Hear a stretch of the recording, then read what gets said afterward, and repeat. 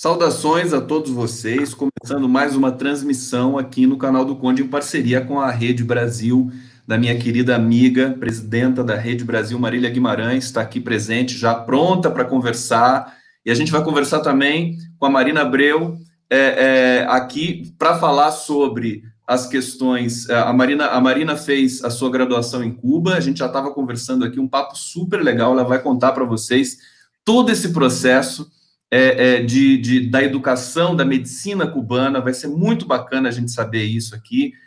Quero dar as boas-vindas para todos também que estão chegando aqui para a transmissão.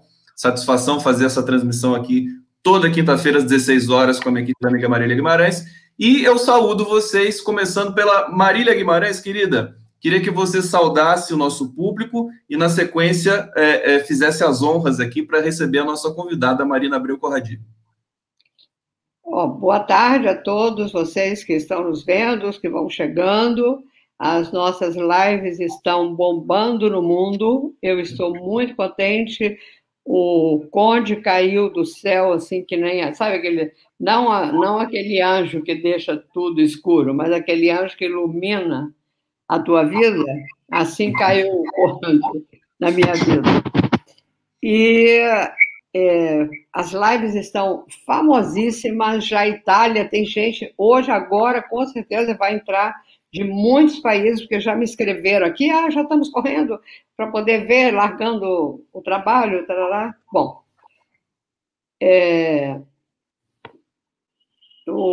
a Marina é um achado ótimo. A Marina estudou em Cuba, a Marina tem mil coisas para nos contar, a Marina é uma mulher super guerreira dentro da área médica, e o que nos dá muita alegria, porque, afinal de contas, o nosso principal mote é o apoio ao Prêmio Nobel da Paz para as Brigadas Médicas Cubanas. Desde 1963, não só na etapa Covid, como um todo. E a Marina é uma grata surpresa, porque a Marina fez parte dessas brigadas. Marília, desculpa, deixa eu só avisar, termina então a sua introdução, porque daí eu quero avisar quem que vai ser nosso convidado aqui na sequência. Ok. Mas eu gostaria, não vou esperar o convidado, porque é uma das primeiras coisas que eu vou falar. Hoje, a rede internacional de intelectuais, artistas e movimentos sociais do Capítulo Brasil está fazendo 15 anos.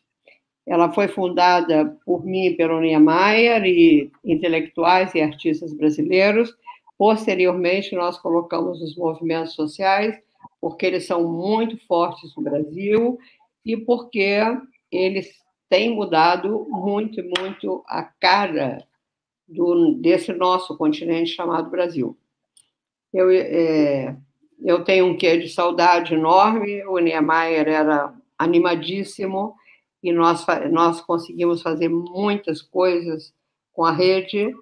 Hoje ele não está aqui, seria ótimo que estivesse. Ia ficar muito furioso, raivoso com tudo que acontece, mas estaria aqui. E eu quero agradecer a todos os intelectuais, todos os artistas, poetas, Mano Melo, Klauf, Rubens Jardim, o Eric, alguns Rubens, Marta Tiburi, João Baldo, que fazem parte dessa rede, uns que fizeram parte dessa rede, e fez com que fosse possível a gente fazer 15 anos. E nesses 15 anos nós estamos tentando que os médicos cubanos, muito merecidamente, ganhem o Prêmio Nobel.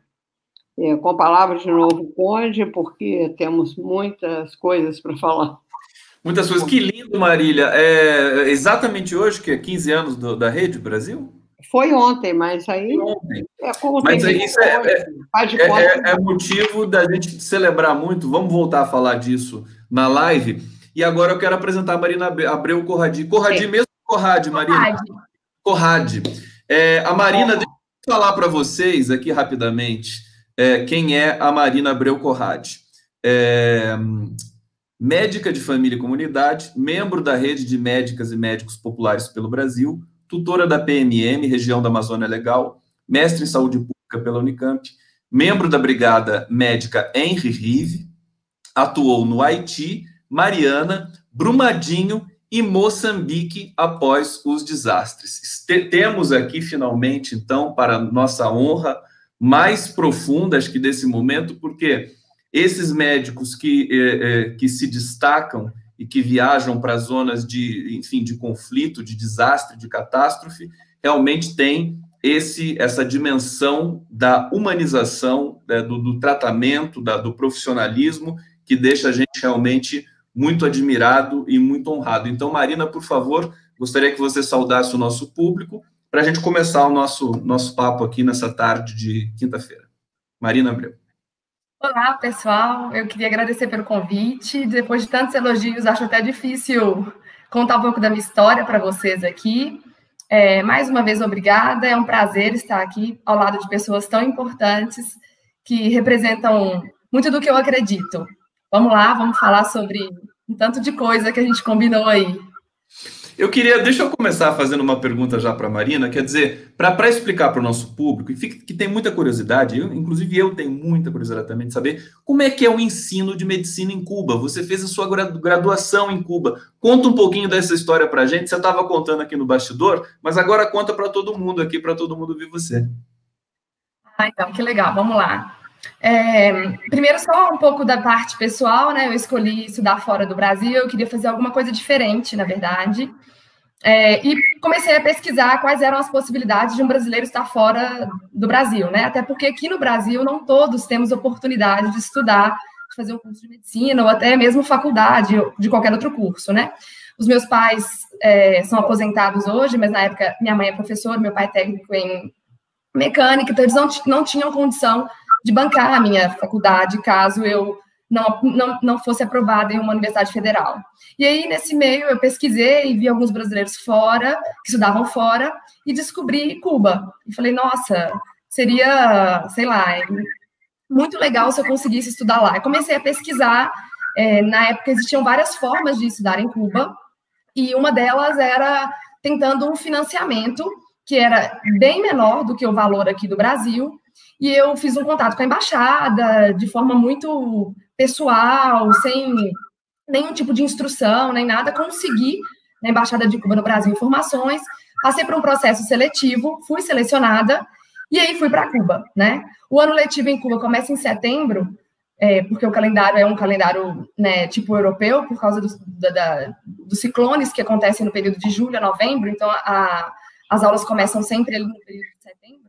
Então eu fui para Cuba, cheguei lá no dia 1º de setembro, e passei 6 anos e meio, né? O curso de lá são 6 anos e meio. Essa é uma dúvida que sempre aparece na mídia, porque todo mundo acredita que quem estuda em Cuba faz um curso técnico de medicina, né? Então, só para esclarecer aí, o curso lá dura 6 anos e meio, a gente faz um preparatório e logo depois entra para a universidade. Nós, estrangeiros, fazemos o curso junto com os cubanos, então é o mesmo ensino. A ilha inteira tem cursos de medicina em todas as províncias e é o mesmo projeto. Então, independente do lugar que você estuda, você está estudando um único projeto. É bem diferente do Brasil. Hoje eu sou professora universitária do curso de medicina, então eu posso afirmar que é bem diferente, né? A gente fazia parte de um grupo de 7 a 10 alunos, então o atendimento era quase que individual, né? O professor atendia quase que individualmente a gente. Os horários eram integrais também. Desde o primeiro período, a gente passa pela prática, então a gente já começa pelos níveis básicos da atenção, então a gente acompanha as unidades, que seriam as nossas unidades básicas de saúde, desde o primeiro período da universidade. Então, essa prática está associada à teoria o tempo inteiro na universidade em Cuba. E eu acho que a cereja do bolo é que a formação em Cuba, tanto para os cubanos quanto para os estrangeiros que tiveram o prazer de estudar em Cuba, é a questão da solidariedade, né? Eu acho que a gente se forma como médico com o desejo de ajudar ao próximo, com o desejo de ser útil, né? Então, acho que esse é a grande questão, a grande diferença. Perfeito, Marina. Eu vou passar para a Marília para a gente voltar a fazer. Antes disso, eu queria perguntar para a Marina o seguinte: você conheceu algum humorista lá em Cuba ou não? Nossa, vários. Vários. Eu adoro. Eu conheci O povo cubano é alegre, né, Marina? Não é? Cuba tem. Não, gente, Cuba é muito alegre. Vocês não têm ideia. A Marina sabe como Cuba é alegre. Deixa só a Marina responder Fora essa. Cuba ser alegre, eu conheci um humorista muito famoso mesmo. Ele, inclusive, era muito amigo meu. Ele faleceu faz uns 3 anos, mas ele ainda, com quase 90 anos, ele fazia humorismo na televisão, no teatro, e lotava, sabe? Muitíssimo. Muito parecido, porque ele era muito inteligente, tinha muito conhecimento, ele era um pouco, assim, parecido ao Chico Anísio. Não chegava a ser um Chico Anísio, porque o Chico Anísio é um gênio em formar personagens. E tinha uma outra, porque eu não sou muito ligada ao humorismo. Marília, eu não sou muito ligada a isso, sou mais ligada à poesia, à literatura. Então, eu não gosto de comédia, dificilmente, só se for uma comédia muito sofisticada. Jacques Tati eu vejo, mas se não for Jacques Tati eu não vejo. Ô Marília, deixa eu só. Eu tô vendo que a Marina ficou com alguma coisa Ah, para. Mariana ficou. Deixa só ela finalizar, daí a gente volta aqui. Eu só queria dizer para vocês que, inclusive, na Brigada Henry Rive, Cuba manda humoristas e pessoais da arte para nos acompanhar enquanto a gente está atendendo, enquanto a gente está naquele movimento. Então, enquanto eu estive no Haiti, todos os fins de semana a gente tinha atividades com humoristas famosos em Cuba, a gente aproveitava para tirar foto. Claro que existe. Sensacional. Pois é, então, eu só estou reverberando aqui, deixa eu só contextualizar, todo mundo que me acompanha aqui sabe, mas nem todo mundo tem gente nova chegando aqui para a transmissão, inclusive no mundo todo, como disse a Marília, porque as lives, né, esse poder de aglutinação da Marília Guimarães realmente é mundial e sobretudo em Cuba também, a gente tem uma penetração muito bacana com essa série, com esse ciclo de entrevistas que a gente está fazendo, mas é porque o jornalista Marcelo Taz disse que não tem humor em Cuba, não tem humorista em Cuba, não tem humorista na China, foi uma coisa realmente muito infeliz, né? Eu disse que é a era do autocancelamento, né? E eu não podia deixar de comentar isso, já que nosso programa é tão voltado para Cuba. Inclusive, agora passo para a Marília, porque a Marília, você morou 10 anos em Cuba, né, Marília? Eu morei 10 anos em Cuba e é engraçado, porque os cubanos estão achando muita graça do desconhecimento dos brasileiros, pelo amor de Deus. Daqui a pouco os cubanos vão achar que sim, a gente usa argola no nariz, porque que brasileiro usa argola no nariz, porque para os cubanos ouvirem isso de um brasileiro é o fim da picada. O Cuba tem a União de Escritores de Cuba, a União dos Pintores, etc. Tem a Nova Trova, que é a União dos Compositores e tal, e tem um centro igual do humor. Estou muito estruturado, e as pessoas se reciclam, e fazem cursos de línguas e tal. Quer dizer, fora os que Marília, sem querer te interromper, e já interrompendo, quer dizer, eu acho que as pessoas questionam o seguinte, tem gente aqui no bate-papo que está aqui, enfim, eu acho que é pertinente perguntar isso. Olha lá, o humor que se produz, que é o que o Marcelo está dizendo, o humor que se produz em Cuba, critica o regime, critica dentro do escopo do humor. Porque a minha pesquisa de mestrado, doutorado é em humor. E assim, sem conhecer profundamente o humor cubano, eu imagino que sim, porque sem isso não tem humor. Se você não tiver uma crítica social... Não teria graça, né? Não teria a menor graça. Cuba não seria livre. Cuba é livre. Quem diz que Cuba não é livre é também falta de conhecimento. Gente, quando alguns meses atrás, ou um ano atrás, já me perdi um pouco nas datas, mas toda a classe média, que se deu muito bem, mas muito bem com os dois governos passados, né? A classe média achou que era a dona do mundo, era a Rainha Elizabeth. Né? Aí agredia todo mundo sem nada, e por quê? Dizendo, vai para Cuba, como se ir para Cuba fosse o fim da picada. Ir para Cuba é a melhor coisa do mundo, é o lugar onde você é mais rico, onde você é mais feliz. Inclusive, por exemplo, no último livro que eu escrevi, que é Habitando o Tempo, é sobre Cuba, a foto que eu usei é uma foto sem, como chama? Sem Photoshop, sem Botox, sem nada, exatamente como eu estou aqui. E é uma foto tão linda, que todo mundo diz assim, caramba, quem foi que fez esse Photoshop? Eu digo, Photoshop, menina? Eu estava no show do Silvio Rodrigues. Não, você tem que abrir a página do livro para. O livro, não, mas eu estou colocando só a capa aqui para todo mundo. Só a capa. Aí tem, não, dentro, a capa, onde tem a nota. Depois eu tento achar por dentro. Depois você tenta. Uma foto que eu estou com um vestido vermelho. Tá. E todo mundo achavam mesmo, os jornalistas me entrevistavam, dizia, caramba, que linda você está. Eu digo, cara, mas os que tinham intimidade, né? Perguntou, poxa, o que você fez para tirar essa foto? Quem tirou essa foto? Eu digo, quem tirou essa foto foi um fotógrafo cubano, o Ivan Soca, que, aliás, é o fotógrafo da logo da nossa campanha, da bandeira, e eu era final de tarde, 6 horas da tarde, depois de ter trabalhado o dia inteiro, zero maquiagem, zero batom, porque o que eu gosto mesmo é de batom vermelho. Zero batom, e a foto é linda. Mas sabe por que a foto é linda? É a felicidade. Aí eu descobri que o que faz a gente lindo é a felicidade. O que faz a gente linda, de fato, é a felicidade. O dia que você está muito feliz, no dia do Fidel, eu estava lindíssima, que todo mundo aqui... Não que hoje eu não esteja feliz, não é isso. Mas... lembra que no domingo... Inclusive, Marília, deixa eu até lembrar o seguinte, esse teu livro, que é Habitando o Tempo, Clandestinidade, Exílio. Quero lembrar todo mundo que acompanha aqui que essa mulher que está aqui na frente de vocês sequestrou um avião em 1970, com 2 crianças no colo, os 2 filhos maravilhosos da Marília, e em Montevidéu, e de pouquinho em pouquinho, porque o avião não tinha capacidade de voos muito longos, né, Marília? Vocês foram autonomia de voo até chegar em Cuba.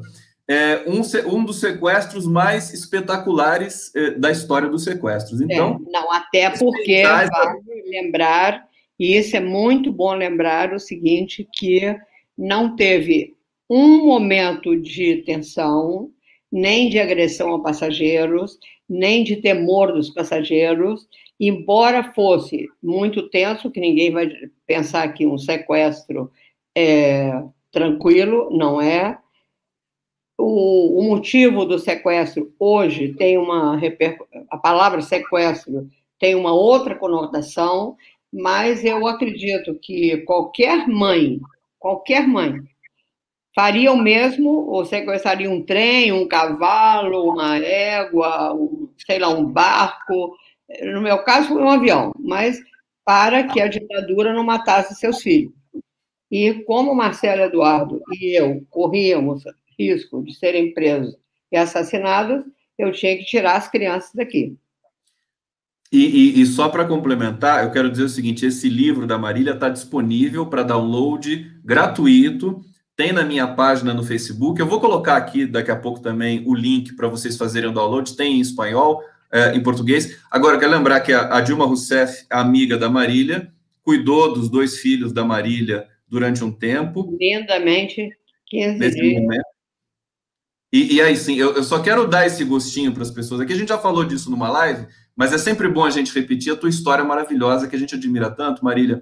E deixa eu só fazer o rodízio aqui, a rodada, e dizer para o público que está acompanhando a gente que o Alexandre Padilha vai chegar daqui a pouco aqui. Daqui a pouco, e a gente nem deixou a... Precisamente, não, eu vou passar para a Marina agora, precisamente às 16h45, tá? E aí a gente vai, possivelmente, até às 18 horas com essa live aqui. Marina Abreu Corradi, eu quero te perguntar das participações que você fez com a Brigada Henri Rive, essas de Brumadinho, de Mariana, de Moçambique, de Angola, né, que você participou. Moçambique, desculpa. E do Haiti também? Do Haiti. A experiência que foi, né, participar e saber se você chegou a participar do programa Mais Médicos no Brasil, como é que foi a sua chegada aqui? Explica um pouquinho melhor para a gente. Então, na verdade, a minha primeira experiência com medicina do desastre, né, foi mesmo no Haiti, com a Brigada Cubana Internacionalista, a Brigada Henri Rive, que inclusive Marília já falou, né, tá concorrendo aí ao Prêmio Nobel. E a gente chegou lá um mês depois do terremoto, um terremoto que aconteceu em 2010, né, em janeiro de 2010. A gente teve dificuldade para entrar no país, por causa das questões de tráfico aéreo, enfim, mas os cubanos já estavam lá, né, 10 anos antes do terremoto, a Brigada Cubana já atuava no Haiti com ajuda humanitária, e aí a gente chega no período, né, pós-terremoto, para ajudar mesmo de forma imediata as questões de urgência. Então estivemos lá no período de 45 a 50 dias, atuando em Carrefour, com as vítimas nos acampamentos e nos hospitais de campanha de Cuba. Foi incrível, né, do ponto de vista profissional, desafiador. Não é fácil lidar com essas questões de falta no Haiti, os direitos não são garantidos, a gente não está muito longe disso, mas lá os direitos não são garantidos, a população, na sua maioria, é analfabeta, a gente teve dificuldade de se comunicar, porque a maioria, apesar do idioma oficial ser o francês, a maioria não fala francês, então a gente teve dificuldade. Então foi um trabalho árduo, bastante importante, que me fez crescer como profissional, foi minha primeira experiência em desastre. Durante o período que a gente estava no Haiti, houve um terremoto no Chile, e aí Cuba mobilizou os chilenos da nossa brigada para retornarem aos seus países. A ideia da brigada é de que nós atuemos nos nossos países, né? E, infelizmente, o Brasil ainda não tem uma brigada organizada, né, de profissionais de saúde para condições de desastre, tanto para o país quanto para ajudar outros países. Eu espero que isso aconteça em breve, que a gente consiga contribuir para o nosso próprio povo e para outros países, né?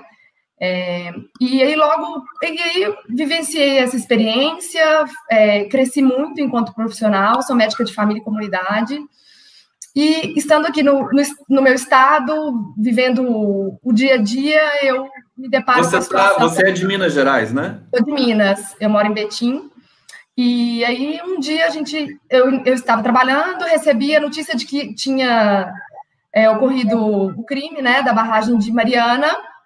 E aí a gente se uniu, nós da rede de médicas e médicos populares pelo Brasil, nos localizamos, fomos direto para Mariana, formamos uma brigada e estivemos lá atuando, já com uma outra pegada, né? Porque no Haiti a gente fez atendimento às vítimas mesmo, né? Assistência, vacina, enfim. Em Mariana já foi uma outra pegada, porque foram vítimas fatais, né?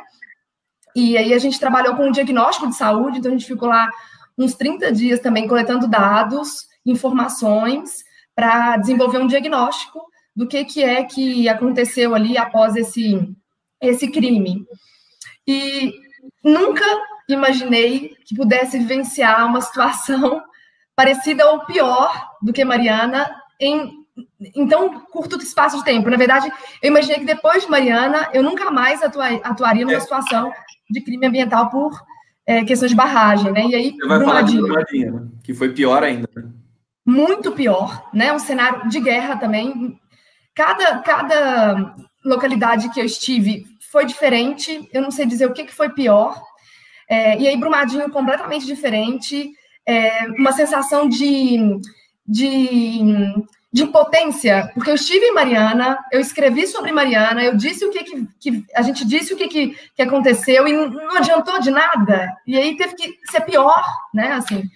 Não, enfim. E desculpa, sem querer te interromper, já interrompendo, lembrar que um ano atrás, esse quadro não deve ter mudado, praticamente todas as barragens de Minas Gerais estão em estado crítico. Tem vários jornalistas internacionais fazendo esse levantamento, chega para mim dados. Quer dizer, é uma coisa terrificante. Quer dizer, como é que pode a insanidade das mineradoras em Minas? Desculpa, passando para a Mariana mais uma vez. Sim, e aí a gente sempre tendo que atuar no curativo, né? Assim, chega a ser absurdo. E aí fomos para Brumadinho, estivemos nas duas unidades das localidades mais atingidas, né? Assim, é difícil falar mais ou menos, mas as localidades atingidas também, do Córrego do Feijão e do Parque da Cachoeira, durante 60 dias. Então, a gente montou um coletivo e fomos fazendo um rodízio de médicos de todo o Brasil que iam atendendo lá, né? Porque os profissionais de saúde que atuavam nessas unidades também perderam familiares, amigos, não tinham condições de continuar trabalhando, então a gente substituiu eles de forma voluntária por 60 dias, até que o município conseguiu contornar e organizar, inclusive recebeu médicos do programa Mais Médicos para atuarem nessas localidades, né? Eles fizeram, a gestão municipal de Brumadinho fez uma solicitação ao Ministério da Saúde para que mais médicos fossem alocados em Brumadinho, e o Ministério abriu essa exceção, né, e permitiu que outros médicos do programa Mais Médicos atuassem em Brumadinho. E aí, depois de 60 dias, que é o período, né, de maior calamidade, dificuldade de lidar, esses outros médicos assumiram. E, por fim, compondo uma brigada o ano passado, há um ano atrás, junto com o MST, fomos para Moçambique, atender uma área que nem aparece no mapa, né, de Moçambique, logo depois do ciclone Idai, também com centenas de vítimas, uma realidade também completamente diferente de todas que eu vivi aí nesses cenários, mas também extremamente desafiadora, e fizemos várias atividades lá, não só de assistencialismo, não só de atender, né, fizemos educação em saúde, né, tentamos contribuir deixando alguma marca para que eles pudessem dar seguimento lá. E Marina, que coisa maravilhosa. Você diz que escreve, né? Espero ter acesso ao seu relato toda essa experiência. Depois dessa live, eu quero conversar com você para a gente, enfim, eu quero divulgar realmente esse trabalho. E uma coisa que está me impressionando, Marília, eu só avisar que eu vou para o bate-papo daqui a pouco, todo mundo emocionado aqui já comentando, mas parece que esse espírito que Cuba tem uma dimensão monumental. Acontece qualquer coisa no mundo, os cubanos, os médicos em especial, já querem ir lá. Você me passou isso, né? Quer dizer, você está num lugar, teve um terremoto em outro lugar, quer dizer, já destaca, já conversa, as pessoas querem salvar vidas. É uma coisa tão linda isso, tão importante, tão espiritual, no certo sentido. Olha só, deixa eu trazer aqui alguns comentários dos nossos internautas. Márcia Arias Silva, gostaria muito de saber sobre a odontologia em Cuba, no Brasil. No Brasil, precisa reduzir o número de famílias por médico do PSF. Cuba ou era 159 famílias por médico. Segura um pouquinho que já vocês respondem essa questão da odontologia. Sônia Barbosa, que live maravilhosa. 2 mulheres maravilhosas e guerreiras. E eu aqui, imagina a minha felicidade, né? Não. Mulheres maravilhosas e guerreiras, que maravilha. BT Prof, as histórias de resistência são muito dolorosas. No entanto, para quem busca justiça e liberdade, aqui o pessoal já também saudando Padilha, que vai chegar daqui a pouco. Mais um comentário. Cuba é maravilhosa, minha filha teve a oportunidade de estudar medicina lá. Muita gratidão a esse país de pessoas maravilhosas, praias maravilhosas, enfim. E pegar mais uma última aqui, ó, para Marília. Cassandra Capranica. Marília, você continua lindíssima. E aí, com ela, passo para você, tá?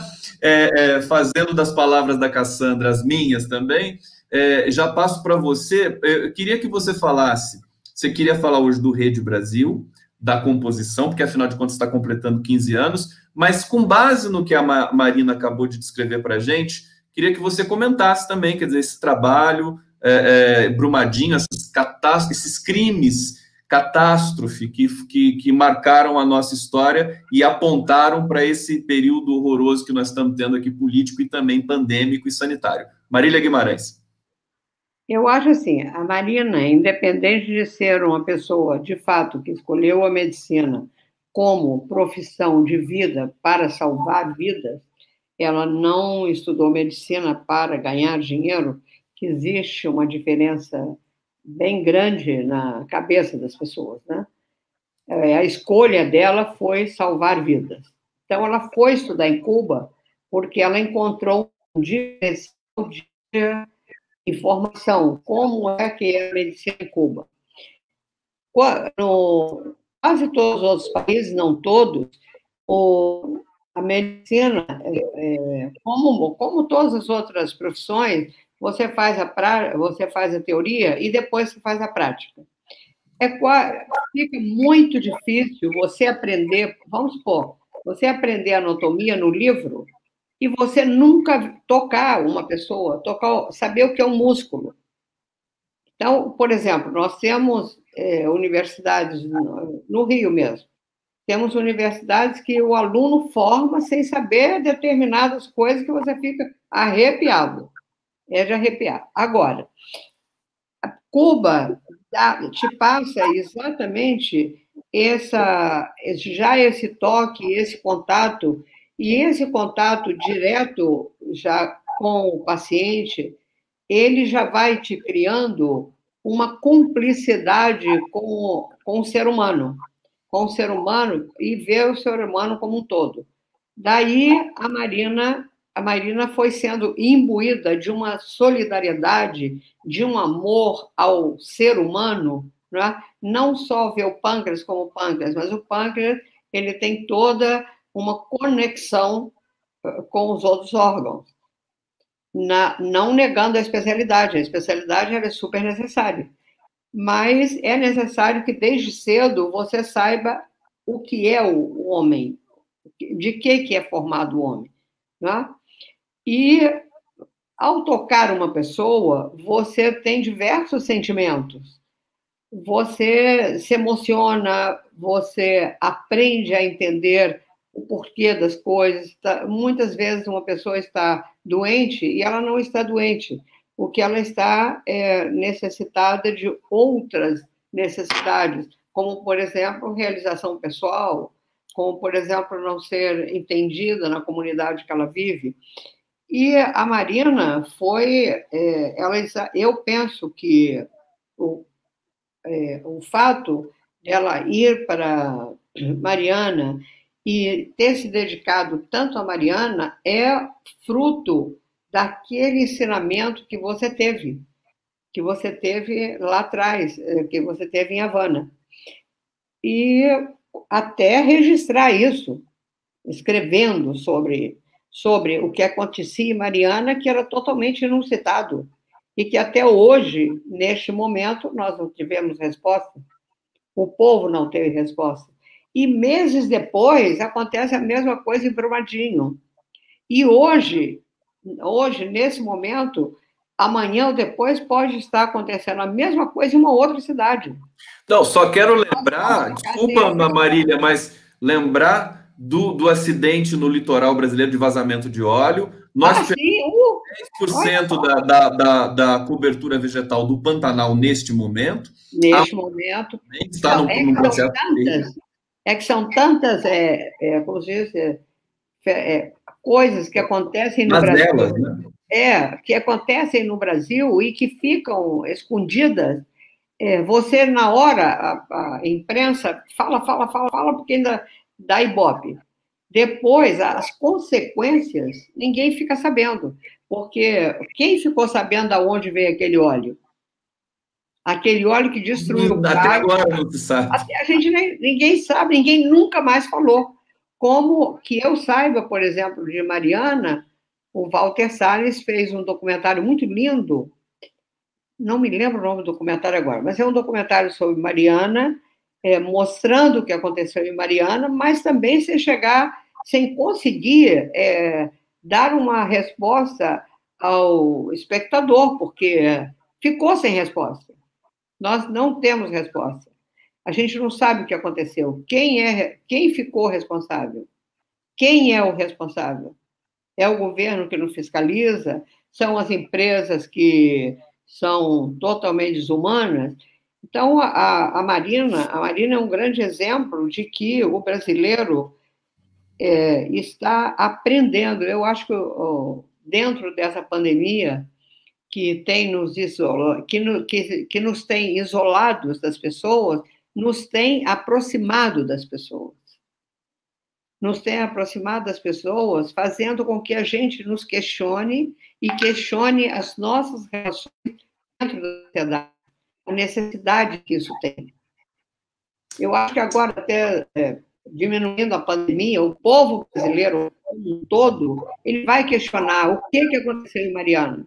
Queremos saber qual é o próximo desastre que vai acontecer. Marília, sem esquecer também, desculpa, do Zema e daquele despejo absolutamente inacreditável, desumano, e a Marina também, nós testemunhamos isso ao vivo, porque a gente estava na live celebrando foi Fidel Castro, e a Márcia Miranda chegou com uma mensagem do quilombo de Campo Grande. Desesperado, né? Marília, deixa eu só trazer mais comentários aqui do público, e vou para a Marina Abreu Corradi, mais uma vez. Deixa eu só aqui saudar Gesamari Solange, boa tarde, Conde, todos, Recife presente, Brasil inteiro presente aqui na live, José Guilherme dos Santos Castro. Com a Marina falando, a gente começa a perceber que solidariedade não dói. Olha que bacana. Olha que bacana. Júnia Lage de Coguerra, sou Itabirana como Drummond. A Vale é criminosa. A empresa Vale, mineradora Vale. Jimmy Doke dizendo, Marina, uma força que nos alenta. Pessoal aqui também entusiasmado com Cuba, para desespero do Marcelo Taz e dos extremistas aqui do Brasil. Viva Cuba, viva os médicos cubanos, viva o povo cubano. Quando a Marina disse, e assim... Viva os humanistas cubanos? Quando a Marina disse assim, né, da sua ida para Cuba, sua decisão de fazer a faculdade de medicina lá, aí eu fui para Cuba, eu me lembrei assim daquelas pessoas que ficam falando para a gente assim, vai para Cuba, e é uma das coisas que eu mais quero fazer nesse momento na minha vida, realmente, é ir para Cuba, até pela música, pela cultura cubana, é um povo que se ama. Marina, eu queria te perguntar agora sobre a pandemia no Brasil. Como é que está sendo a sua percepção? A gente está com mais de 111 mil mortos. Os Estados Unidos estão na casa de 170 mil, quer dizer, nós vamos acabar passando os Estados Unidos. Com uma população que é praticamente a metade dos Estados Unidos, que é a população brasileira. É um vexame internacional o que acontece no Brasil nesse momento. Quarentena, eu estou com relatos, hoje eu fiz uma arte com meu parceiro de ilustração, Fernando Carvalho, sobre motoristas de ônibus na cidade de São Paulo. 68 motoristas de ônibus morreram desde o início da pandemia. Também recebi relatos de músicos das orquestras sinfônicas da cidade, do estado de São Paulo, voltaram a ensaiar, e aí você imagina instrumentos de sopro, que tem um spray poderoso, tiveram de encerrar de novo, porque 9 de uma orquestra, 9 ficaram infectados. Eu queria que você comentasse, né, com a sua delicadeza, com a sua consistência de alguém que passou por Cuba 6 anos e meio numa formação que é altamente humanizada, técnica e enfim, aprofundada, sobre essa visão do Brasil, sobre o que está acontecendo no Brasil nesse momento, em termos de pandemia. Marina Abreu Corradi.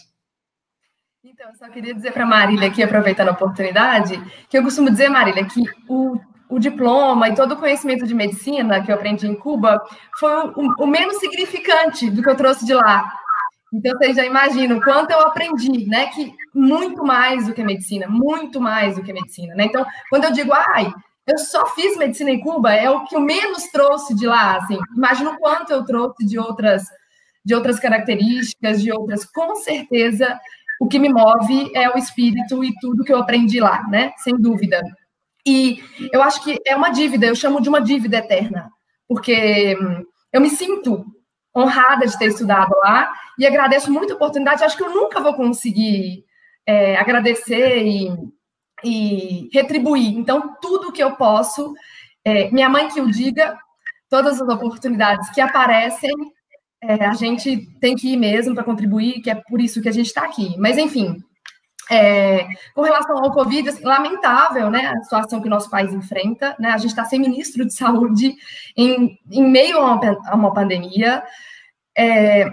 Acho uma falta de respeito, tanto como brasileira quanto como profissional da saúde, o que o nosso presidente faz conosco, né? A gente está sem férias, a gente está fazendo hora extra, a gente está com EPIs em condições ruins, a gente está se redobrando e a gente tem como resposta do governo que a máscara não faz sentido, de que tudo não passa de dados fictícios, de que, inclusive, nós, profissionais da saúde, estamos mentindo com dados, né? Então, acaba prejudicando muito o nosso trabalho, porque quem está enfrentando, junto com a população brasileira, são os profissionais de saúde, os motoristas, os garis, né? Toda essa galera que está envolvida, que não pode parar, é quem está sentindo na pele o que é enfrentar a pandemia. Então, é lamentável a forma como o Brasil encarou a questão da pandemia. Eu não tenho dúvida de que a gente vai passar os Estados Unidos em número de mortes, sabe? Até porque acredito que a gente não consegue contabilizar exatamente o número de mortes por Covid no Brasil, a gente não tem um sistema avançado, a gente não tem os dados... Notificação, os dados não acontecem em tempo real, e assim, muito sinceramente, a gente não consegue fazer tudo o que a gente tem que fazer, porque somos poucos profissionais, não temos condição ideal de trabalho, mas, contudo, com tudo isso que a gente está vivendo, a minha esperança é de que o brasileiro entenda a importância do Sistema Único de Saúde. É o Sistema Único de Saúde que está fazendo a diferença nessa pandemia, né? Então, se a gente, nós brasileiros, conseguirmos entender e abraçar, de fato, o Sistema Único de Saúde, que provou e está provando o tempo todo na pandemia que, sem o SUS, a gente estaria numa situação infinitamente pior. Se a gente não defender, se a gente não apoiar, se a gente não buscar recurso, vai ficar muito difícil de falar em saúde pública no Brasil nos próximos anos. Então, eu acho que serviu para a gente sentir na pele a importância do Sistema Único de Saúde, que é quem está carregando nas costas o problema do Covid e que vai carregar por um longo tempo, e aí é para todo mundo, né? Não é aquela ideia de que SUS é para pobre, é para alguns, é para quem não tem convênio, é para todo mundo, né? É sem exceção. É o SUS é dos brasileiros e a gente deve defendê-lo. Então, tem lado ruim e lado bom em tudo, e aí eu espero que esse momento sirva para que os brasileiros entendam a real importância. O que você está falando, quer dizer, faz todo sentido. Eu queria lembrar aqui que o Brasil é primeiro do mundo todo em profissionais de saúde que se contaminaram, tiveram de ser afastados e também de mortes. O Brasil tem um dado que é um dado único no mundo, de grávidas e puérperas que perderam a vida em função da Covid-19. São, parece que 12, alguma coisa. Você sabe, Marina? 77 a cada 100 são brasileiras. Quanto? 77 a cada 100 mulheres que falecem, gestantes e puérperas por Covid, são brasileiras. No mundo todo, né? Quer dizer, isso revela uma desorganização a despeito do significado do SUS para o país todo, que nós estamos sabendo. O SUS, não podemos esquecer, e eu já passo para a Marília, assim, o SUS estava para ser desmontado pelo Mandetta. Estava todo mundo ali pronto para desmontar e privatizar todo o sistema de saúde brasileiro. Inclusive, também nós, no Brasil, Marina e Marília, eu não sei até que ponto vocês acompanharam isso, mas a Europa, em alguns países, fez a fila única para os doentes de Covid, para democratizar, digamos assim, o entendimento. O Brasil ia fazer isso e depois não fez. Foi justamente no momento em que aquele ministro, semi-ministro da saúde, o Taish, foi convocado, que representa os interesses da saúde privada no Brasil. Quer dizer, muitos interesses aqui. Não foi feita a fila única, a gente viu cenas de hospitais privados vazios e hospitais do SUS lotados, segurando a bronca de todas as classes sociais. Marília, fica à vontade para traçar o seu comentário agora. Lembrando, se você quiser falar um pouco da rede, quer dizer, mas a gente está inflamado com essa questão. Não, eu acho que devemos. Fala você. Eu acho que devemos, muito interessante, eu passei para você. Eu acabei de passar para você que chegou o boletim de ontem, meia-noite, em Cuba. Está aí no seu WhatsApp. Você quer que eu leia? Desculpa, antes de você deixa eu avisar o público que eu coloquei o link para quem quiser apoiar o manifesto para o Prêmio Nobel da Paz às Brigadas Cubanas Henry Riff. O link está na descrição dessa transmissão.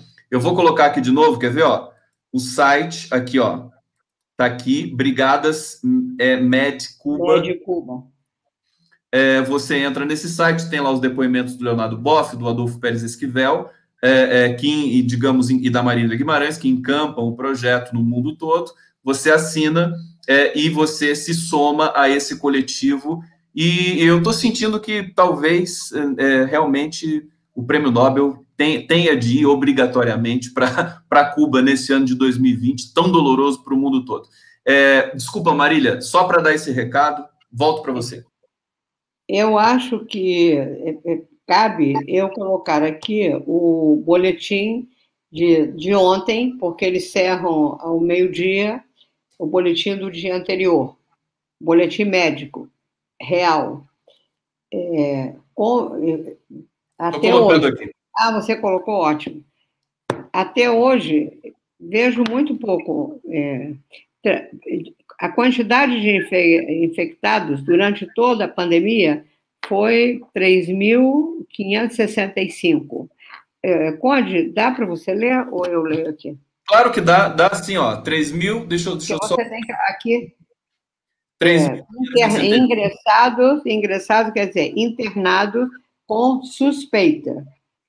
Foram 742. Quer dizer, nós tínhamos 3.565, 742, foi embora. Internados. 742, o meu foi embora. Não, mas é o delay. E recuperados, 2.000. Recuperados, e só até hoje tem 88 mortos. Isso. Em toda a ilha. Num país que é bloqueado mesmo. Bloqueado, não é bloqueado por nós, que vamos, pelos artistas, pelos intelectuais, por empresários brasileiros, alemães, franceses, tal, que rompem esse cerco.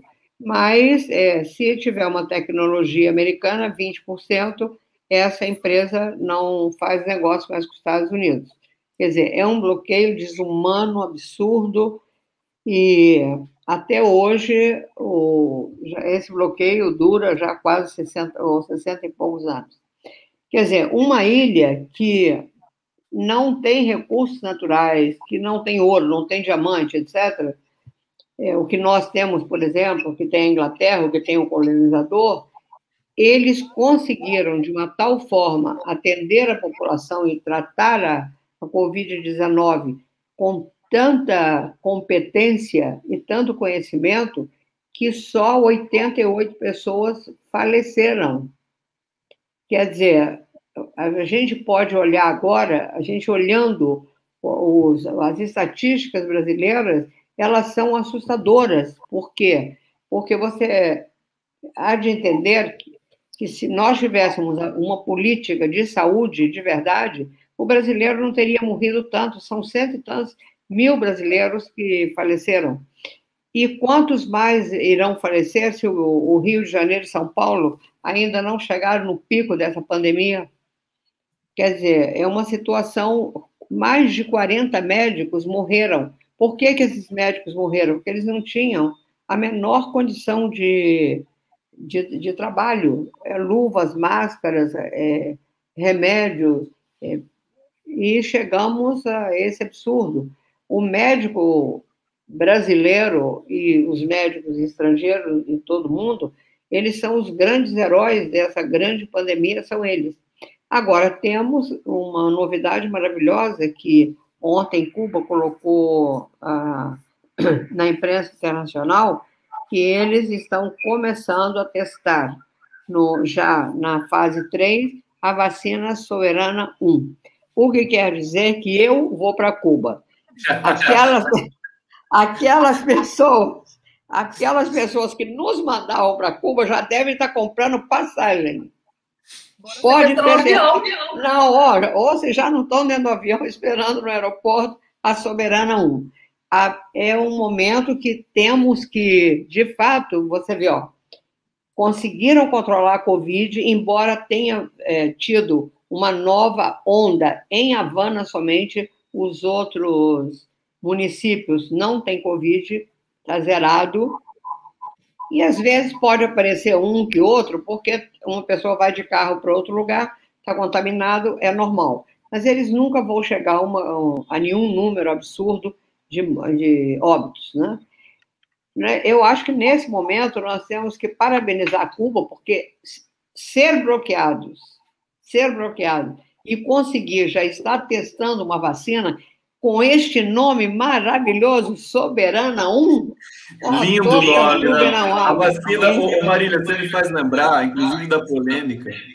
Agora deu eco de novo, mas talvez regularize. Vê aí se o seu iPhone não está. Mas a da polêmica da vacina que foi desenvolvida na Rússia, que todo mundo. O Putin anunciou, colocou o nome de Sputnik 5 na vacina. Porque agora existe uma corrida. Também existe uma corrida. Os americanos correndo atrás, porque chineses, russos, cubanos já estão. Inclusive, veio à tona a notícia de que a Rússia tem um laboratório, tem um centro de pesquisa sobre produção de vacina desde 1920, desde a União Soviética, e ressuscitou esse sistema. Não sei se você sabe disso, Marina. Você sabe, Marília? Sei. Olha só, na realidade, o que acontece? Acontece que tanto Cuba, quanto a China, quanto os países que tentam chegar ao socialismo, porque essa etapa econômica ainda não foi possível, por motivos econômicos, por bloqueios, etc. O que a gente deseja um dia é que todo mundo possa ter uma vida melhor e não tenha essa miséria que nós vemos no dia a dia. Mas acontece o seguinte, que, na realidade, a Rússia, ela sempre investiu na ciência. A China sempre investiu na ciência. A Inglaterra também investe na ciência.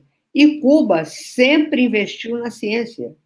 Então, não é nenhuma novidade que eles tenham conseguido apresentar ao mundo uma possibilidade de uma vacina que pode não ser a vacina definitiva, pode não ser definitiva. A definitiva vai ser com o passar do tempo, à medida que for tomando e for vendo como cada DNA vai, como se diz, entender essa vacina. Porque esse vírus é um vírus sem personalidade, totalmente sem personalidade. Ele um desafio, né? Realmente é um desafio, técnico. Porque como ele muta toda hora, é uma pessoa sem personalidade nenhuma. Não, verdade. É uma espécie de Bolsonaro esse vírus. É uma espécie de Bolsonaro pequenininho. Sem máscara. Menor que o feijão. Então, é muito louvável, e eu quero parabenizar Cuba, o povo cubano, quero parabenizar a Marina de ter tido essa iniciativa de ir para lá. Eu quero parabenizar, de fato, e que você continue muito tentando, mesmo que seja de madrugada, uma madrugada ou outra, estudar, porque aqui vai ser difícil estudar. Não? Quer dizer, estudar, eu digo, ficar reciclando, né? Que é complicado. Marília, deixa eu só avisar aqui o seguinte, o Alexandre Padilha está chegando, daqui a pouco ele vai chegar aqui com a gente. Eu vou convidar a Marina para continuar com a gente, eu não sei se ela pode, para a gente... Acho que sim. Não, Marina, tinha dito a Marina que até às 18 horas. A Marina... Vamos continuar, vamos fazer...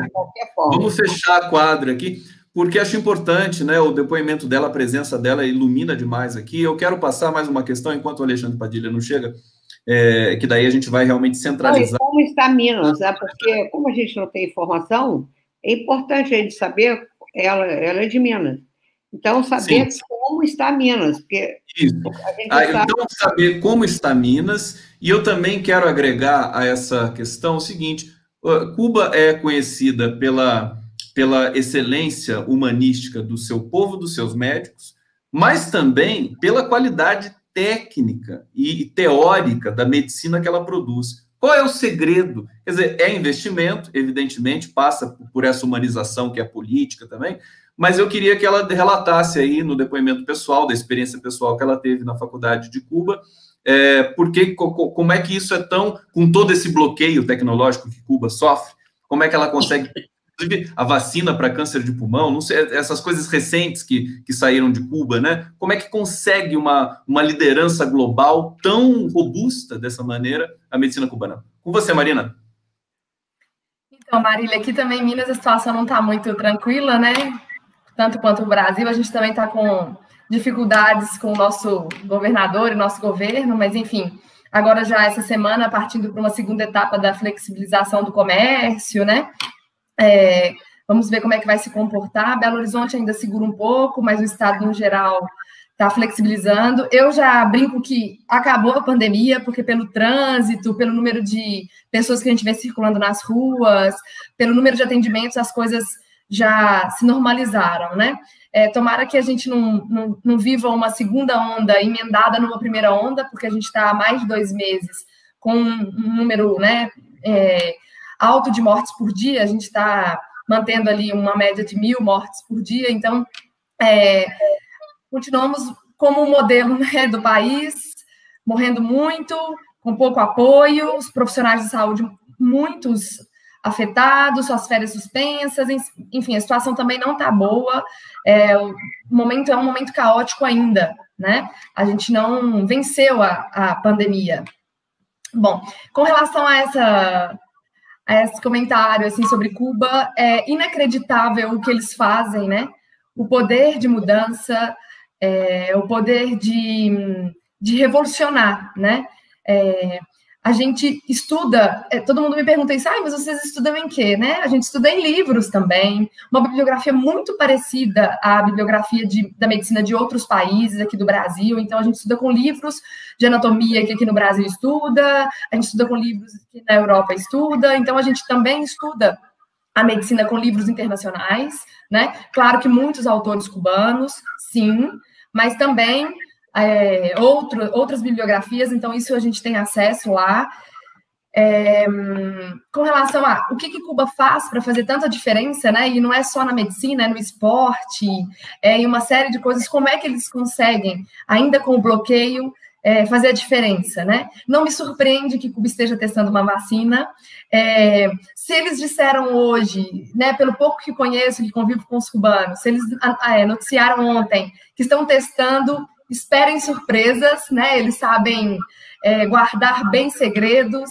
Então, eu tenho uma expectativa enorme sobre a vacina cubana e eu tenho certeza que novidades virão em breve. E eles, o que eu penso de tudo, assim, é a essência, né? Então, quando a gente está em processo de formação em Cuba, a gente se forma para ser humano, eu acho, assim, sabe? Então, se dedicar aos estudos para não ser só bom, né? Para não ser só bonzinho, para ser bom tecnicamente. Então, a gente tem acesso à pesquisa, a gente tem acesso a lugares para pesquisar.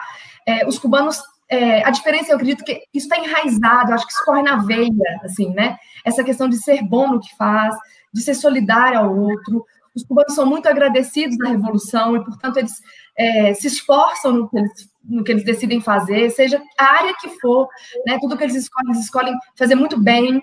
A gente comentou sobre a questão dos humoristas, né? Tem uma grande diferença. Os humoristas em Cuba provavelmente são humoristas com 2, 3 faculdades, com formação em jornalismo, né?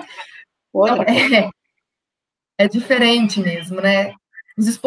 Todo mundo fala, mas em Cuba, para ser jornalista, tem que ser só ex-jogador, tem que ser ex-atleta? Não, né? Tem que ter faculdade. Para ser músico em Cuba, tem que ter só dom? Não. Tem que ter acesso ao conhecimento técnico também. Então, acho que é um pouco disso, assim. Agora, o humorista precisa estudar muito para virar humorista em Cuba, né, Marina? Ô Marília... É isso que eu queria dizer. Que relaxar um pouquinho. Marília, eu sei que você já contatou aí os seus amigos cubanos humoristas para a gente fazer uma live. Vamos fazer uma live, ver se a gente consegue um espaço, né, aqui, porque temos tantas lives, tantas lives, é uma piracema de live. Temos que achar um Marília, mas eu acho que para essa a gente tem que mostrar. Essa a gente tem que mostrar, porque essa não dá. É o fim da picada. Absolutamente necessária. Deixa eu aproveitar Você pensou que eu, tão alegre como eu sou, passar 10 anos sem rir, já estaria morta há muito tempo. Imagina, seria o fim. Não, é o fim do dia. Maria Bernardes, deveríamos seguir o exemplo de Cuba. Aqui, Eleara, Maria Manfred, Dali Marina. Aqui, o Mário Domingos dizendo: Mandetta roubou do SUS mais de 22 bilhões e ainda acabou com mais médicos. Aliás, é o que nós vamos falar daqui a pouco aqui. Já que a gente vai falar. O neoliberalismo só serve para mentir, né? Aqui meio truncado, mas a gente codifica. Rosemary Sartori Potker. Grande Conde Alexandre Padilha é um expoente entre os pensadores progressistas do Brasil. Alexandre Padilha é realmente uma potência. Vai ser muito bacana receber ele aqui. Vai ser um papo muito bom. Ele está chegando, tá? Porque ele está na Câmara lá, acho que em Brasília, e deve estar entre uma questão e outra ainda ali. Thelma Araújo, foi dito por um estudante de medicina brasileiro que estudou nos 2 países. Não sei o que foi dito exatamente, mas vamos avançar aqui. Estamos ao vivo, hein? Peço, inclusive, aqui inscrições para o canal do Conde, para vocês compartilharem a live, para me seguirem no Facebook, seguirem todo o coletivo, pedir aí o apoio ao manifesto pelo Nobel da Paz aos médicos cubanos. Essas lives aqui têm esse propósito, tá, gente?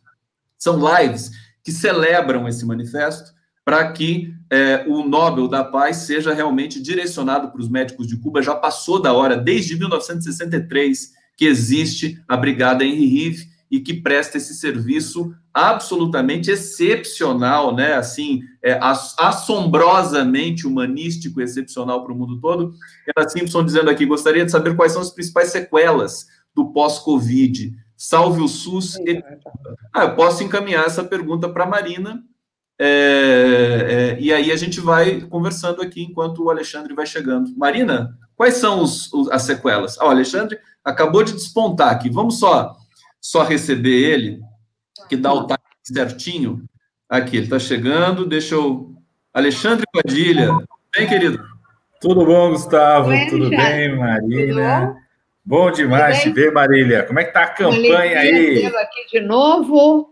Como é que tá a mobilização e a campanha aí? Você que está animado, muita gente falando dela, viu? Olha, a campanha, Padilha, tá linda, sabe? O mundo, ela está se estendendo pelo mundo inteiro, temos muitos comitês, núcleos trabalhando. No Brasil, ela está bombando. Que lindo aquele coral, hein? Que lindo aquele coral. O coral, Marília, que lindo aquele coral. Não é? O coral que o pessoal fez, lindo, falando da solidariedade. Alexandre, eu vou colocar a música aqui na sequência. Legal. E Padilha, muito lindo saber o seguinte: as nossas lives estão tão interessantes. Por quê? Porque nós não falamos só de desgraça. Nós falamos do que é real, do que está acontecendo, mas daquilo que nós temos muito forte dentro por causa até da nossa postura de vida, por causa do que a gente escolheu para viver, do caminho que a gente escolheu a percorrer. Nós já temos uma audiência de mais de 150 mil pessoas no mundo, essas lives. Então, as pessoas estão sentindo que, de fato, por exemplo, conhecer a Marina, que é uma médica que trabalha de Minas. Você conhece já a biografia da Marina? Sim. Poder tê-lo aqui de novo, você que mudou a vida do povo brasileiro dessa maneira, tanto precisava dos médicos. Eu estou muito contente da sua presença e olha que eu vou te chamar outras vezes. Eu que estou feliz do convite, viu, Marília? Eu que estou feliz demais do convite, poder estar aqui com o Gustavo Conde, poder estar com a Marina e com essas 150 mil pessoas aí que estão acompanhando. O mundo que vai juntando. Vamos acabar conseguindo dar o prêmio Nobel aos médicos. Marília, eu estou assim... agora passo para o Conde. O carinho que vocês têm. Vou pedir licença para a Marina, porque ela ia responder uma questão, mas como o Alexandre acabou de chegar, vamos...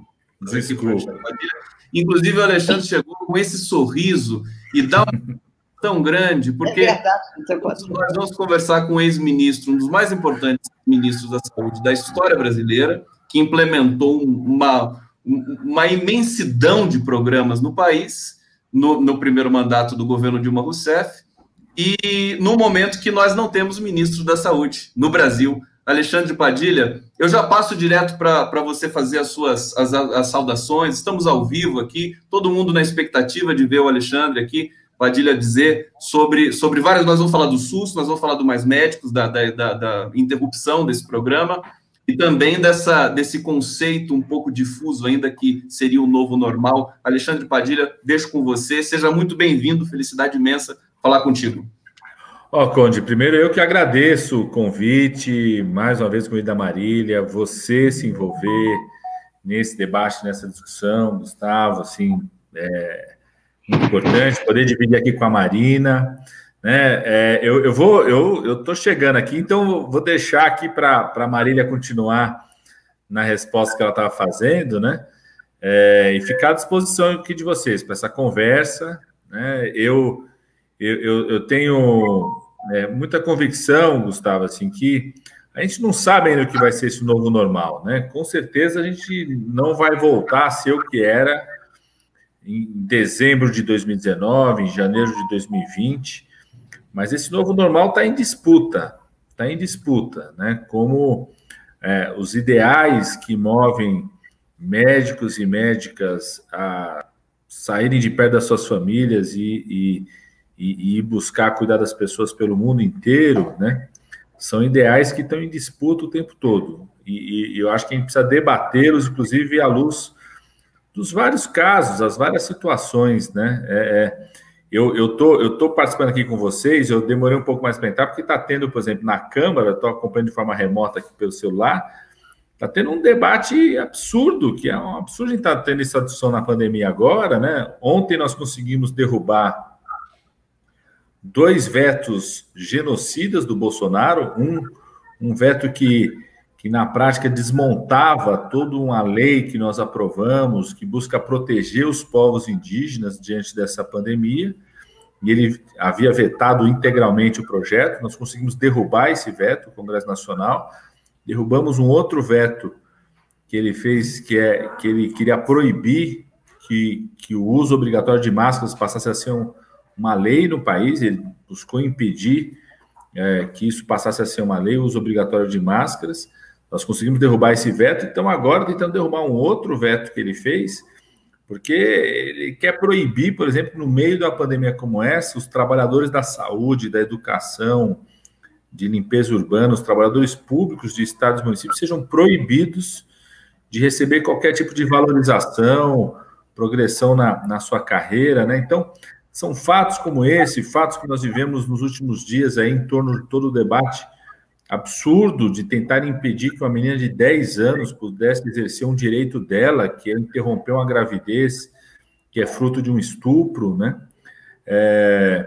Todo o nosso esforço para a discussão do enfrentamento da pandemia. Então, os ideais que são carregados por médicos e médicas pelo mundo, nas brigadas de médicos e médicas cubanas, estão todos em disputa. Então, acho que o novo normal vai ser muito o que vai ser construído a partir dessa disputa. Nós vamos construir um mundo mais solidário, mais voltado a defender a vida, mais voltado ao coletivo, ou se a gente vai continuar com um mundo onde, no meio de uma pandemia, no Brasil, os 40 bilionários aumentaram a sua riqueza, ficaram mais bilionários ainda. Isso está em disputa, Gustavo. Então, chegando aqui, ficando à disposição de vocês para tudo. Muito bom.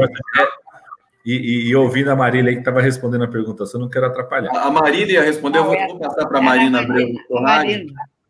Deixa eu só dizer o seguinte, que felicidade ter o Alexandre Padilha aqui. Eu sei que você está de olho aí na questão da votação, fica à vontade. A gente vai fazer o rodízio aqui, tem muitos comentários, estamos ao vivo, vai ter pergunta do público, mas voltando então, Marina, querida, a nossa internauta perguntou das sequelas.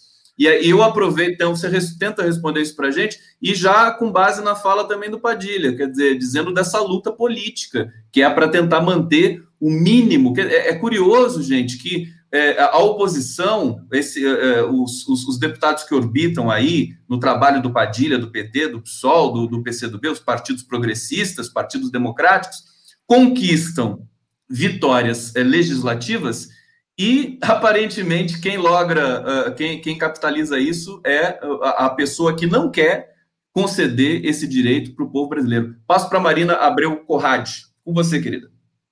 Então, com relação às sequelas, né, as sequelas no corpo humano, nós ainda não temos estudos o suficiente, né? A doença ainda está em fase de acompanhamento, de investigação, mas já se tem alguns dados com relação à perda permanente do olfato, né? Com relação a danos neurológicos, danos mentais em alguns casos, né? Até pela questão do isolamento, e enfim.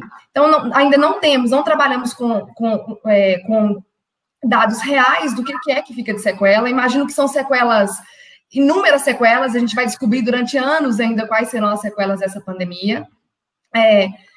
Para nós, profissionais da saúde, né, essa sequela do estresse, essa sequela do medo de se contaminar, da distância, das coisas em que a gente abriu mão de conviver com os familiares, né, de tudo que a gente precisou abdicar para estar nesse momento.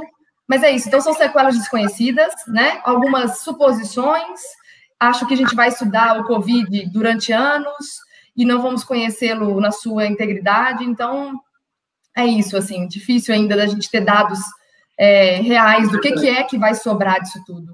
A gente trafega ainda numa zona obscura, está todo mundo tentando entender até agora o comportamento, a mutação, quer dizer, desse vírus no mundo todo, inclusive porque tem diferenças de regiões do mundo, de como o vírus se comporta. Hoje eu vi um dado impressionante de que as crianças, elas são muito mais, elas contagiam muito mais, tem um dado assim, que depois eu vou buscar a matéria aqui, que seria uma temeridade e, até onde eu sei, o governo do estado de São Paulo, que estava propenso a fazer a reabertura das escolas, já retrocedeu e agora é só 2021 mesmo. Vamos ver se isso permanece. Eu vou passar para a Marília Guimarães. E, Marília, acho que agora é a hora de você falar um pouco da Rede Brasil para introduzir aí uma questão para o nosso querido ex-ministro e deputado federal Alexandre Padilha falar na sequência aqui. Com você, Marília Guimarães, querida, presidenta da Rede Brasil. Vou repetir o que nós fizemos no início da live, que começamos conversando ontem, mas estamos... Marília, deixa eu só pedir para você abaixar um pouquinho o flap do seu computador para a gente ver seu rosto todo. Isso, ficou um pouquinho... Isso, assim. Tá bom. Assim, então, bem tá linda. A Marina tá linda, a Marília tá linda hoje, viu, Padilha? Todo mundo elogiou aqui. Bom, ontem fez 15 anos que nós criamos no Rio de Janeiro a Rede Internacional, o capítulo Brasil da Rede Internacional de Intelectuais e Movimentos Sociais. Essa rede foi criada pelo Fidel em 2003 com a ideia de conseguir juntar os intelectuais do mundo e que eles ajudassem com suas reflexões, com a sua presença, com suas palestras, com as suas posições, ajudar a sociedade a pensar. Essa rede, em 2004, o Chaves deu um grande apoio e nós fizemos em Caracas um encontro de 1.000 intelectuais. Foi um dos encontros mais espetaculares que eu já participei na minha vida. Em 2005, o Niemeyer e eu decidimos abrir o capítulo Brasil. Nós fizemos muitas coisas nesses 15 anos, muitas mesmo, que não vou enumerá-las aqui, um outro dia faremos isso. Mas, de fato, temos uma presença grande dos intelectuais brasileiros, poetas, músicos, compositores, do Brasil inteiro, desde Roraima até a fronteira com o Uruguai, Argentina e Montevideo. E hoje estamos fazendo 15 anos, e dentro desses 15 anos eu tenho assim, o grande orgulho de que pude chegar até aqui e propor um apoio ao Prêmio Nobel da Paz, junto com o Adolfo Pérez Esquivel, que é da Rede de Intelectuais. O Adolfo foi Prêmio Nobel da Paz em 1980, o povo brasileiro conhece o Esquivel, ele fez esse pedido também para o Lula, mas foi negado, ganhou o Obama, o que também é normal, né? Porque o Prêmio Nobel é um prêmio de uma classe privilegiada, mas a presença do médico cubano no mundo, ela é muito marcante. Ela é desde o início do triunfo da Revolução, em 63, em diversos países, em crises enormes, em terremotos, pandemias, outros tipos de pandemias menores. E agora, na Covid, eles foram porque a Brigada Cubana, ela é solidária, ela não cobra nada, ela não tem cobrança. As pessoas, os médicos vão, recebem seu salário em Cuba, mas não recebem nada em lugar nenhum, é um trabalho voluntário. Exatamente como também é voluntário esse trabalho que nós estamos fazendo junto à sociedade brasileira e internacional para o Prêmio Nobel da Paz para as brigadas cubanas. Marília, deixa eu só trazer alguns comentários aqui. Sim. Depois passar para o Padilha, porque o pessoal aqui tá super aceso aqui, conectado com a nossa live. O Mário Domingos está dizendo: Padilha foi um grande ministro da Saúde. E aqui, Eleara Maria Manfred, saiu a pesquisa na Harvard sobre o supercontágio das crianças. Magda Galtério dizendo: muito bom depoimento da Marina, parabéns. Deixa eu trazer mais alguns comentários aqui. Estamos ao vivo pelo canal do Conde. Compartilhem a live, inscrevam-se no canal. Deixa eu colocar aqui, Mário Domingos: as escolas do Rio de Janeiro irão abrir. Isso é lamentável. Quer dizer, eu já vou trazer essa questão para o Padilha, que é o seguinte: o Brasil, ele deixou de funcionar como um país nesse momento, Alexandre. A gente vê 27 estados, cada um seguindo o seu padrão, inclusive foi chancelado pelo STF isso de maneira, a meu ver, também coerente, porque nós não temos um governo central, nós não temos uma liderança para, digamos, combater essa pandemia no país. Está ficando a cargo dos heróis do SUS, pelo país todo, pelas lideranças regionais, pelo consórcio Nordeste, mas o Brasil realmente está à deriva, com mais de 111 mil mortos. Alexandre Padilha, eu queria que você fizesse aí um quadro geral de toda essa discussão política, inclusive, que vocês estão travando no Congresso aí, e como ex-ministro da Saúde, e de tantos programas que foram criados na sua gestão, o que nós podemos fazer para sair dessa espécie de armadilha que nós entramos, quer dizer, nesse momento de catástrofe sanitária no país? Passando para o Alexandre Padilha imediatamente. Primeiro, né, Conde, que a gente precisa ter muita clareza de que é a maior tragédia humana que o Brasil já viveu. 111 mil óbitos confirmados. Só para se ter uma ideia, a dengue, no pior ano da dengue, o maior número de mortes de dengue no país, foram 900 pessoas no ano inteiro. A Covid-19 mata no Brasil, são óbitos que estão sendo confirmados no Brasil há mais de 8 semanas, mais de 900 por dia, né? Mais de 1.000 pessoas por dia. Aliás, é o único país do mundo que ficou tanto tempo com esse nível de óbitos confirmados diários, ultrapassando 1.000 por dia por tanto tempo. Mesmo os países que viveram o colapso do sistema de saúde, atacaram em várias regiões, como aconteceu na Itália, como aconteceu em Nova York, como aconteceu na Espanha, conseguiram estabilizar, reduzir o número de mortes em, no máximo, 60 dias. Mais do que uma ausência de uma coordenação nacional, onde, na minha avaliação, o que nós temos, né? porque não é um vácuo, não é uma ausência, é uma coordenação nacional liderada pelo chefe de Estado, presidente da República, que vai numa certa direção. O Bolsonaro está absolutamente convencido de que a pandemia se estabiliza quando chegar a 70% da população infectada. Ele chegou a falar isso, a verbalizar isso. Não sei se vocês se lembram, quando o Brasil chegou a 10 mil óbitos confirmados, ele foi fazer aquele passeio de jet ski.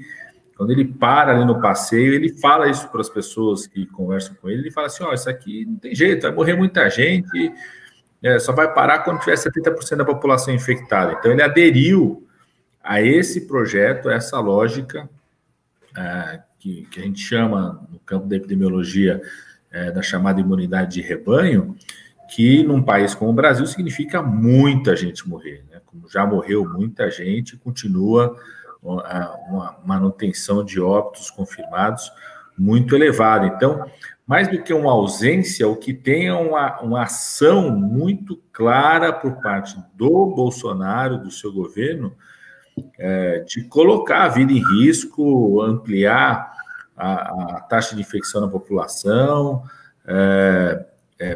uma despreocupação em relação às populações mais vulneráveis. Foi assim a demora, por exemplo, para liberar o auxílio emergencial. Ele demorou para sancionar. Nós conquistamos lá no Congresso. Ele foi sancionar no dia final, no dia limite, depois para começar a executar também, expondo as pessoas, né? As atitudes que ele teve de vetar, por exemplo, a obrigação de uso de máscaras, vetar o projeto de proteção aos povos indígenas, e a mudança no Ministério da Saúde, que teve dois objetivos. De um lado, exterminar qualquer voz técnica dissonante por parte do Ministério da Saúde, por isso uma ocupação militar do Ministério da Saúde, e do outro, paralisar a execução dos recursos, né? O Congresso Nacional aprovou recursos ilimitados para o Ministério da Saúde, quase 40 bilhões de reais a mais, e metade disso foi executado por conta da própria paralisação da ação do Ministério, a paralisação da máquina. O Brasil é visto lá fora como uma aberração, Gustavo, assim, eu, que por ter sido ministro, né, tinha muito contato com os ministros de outros países na época, alguns continuam como ministros hoje, outros estão em organismos multilaterais, outros estão na universidade, a gente mantém muito contato, todos eles perguntam o que está acontecendo com o Brasil, né? Aonde foi parar o país, porque o Brasil, mesmo com toda a fragilidade do SUS, a gente nunca conseguiu ter o SUS com a qualidade, com a força que a gente sempre lutou e espera que ele tenha, mas o Brasil sempre foi visto como um líder global no enfrentamento aos problemas de saúde, sobretudo as pandemias, né? Com programas nacionais sempre muito extensos pelo tamanho do nosso país e pelo compromisso do SUS em buscar atender a todos, né? E hoje é visto como uma aberração, como um país que tem um chefe de Estado que vai contra todas as orientações e os aprendizados que os países tiveram com a pandemia antes dela ter chegado aqui no Brasil, né? Essa era a grande vantagem do Brasil, a gente podia ter aprendido com o que deu certo e o que deu errado nos outros países.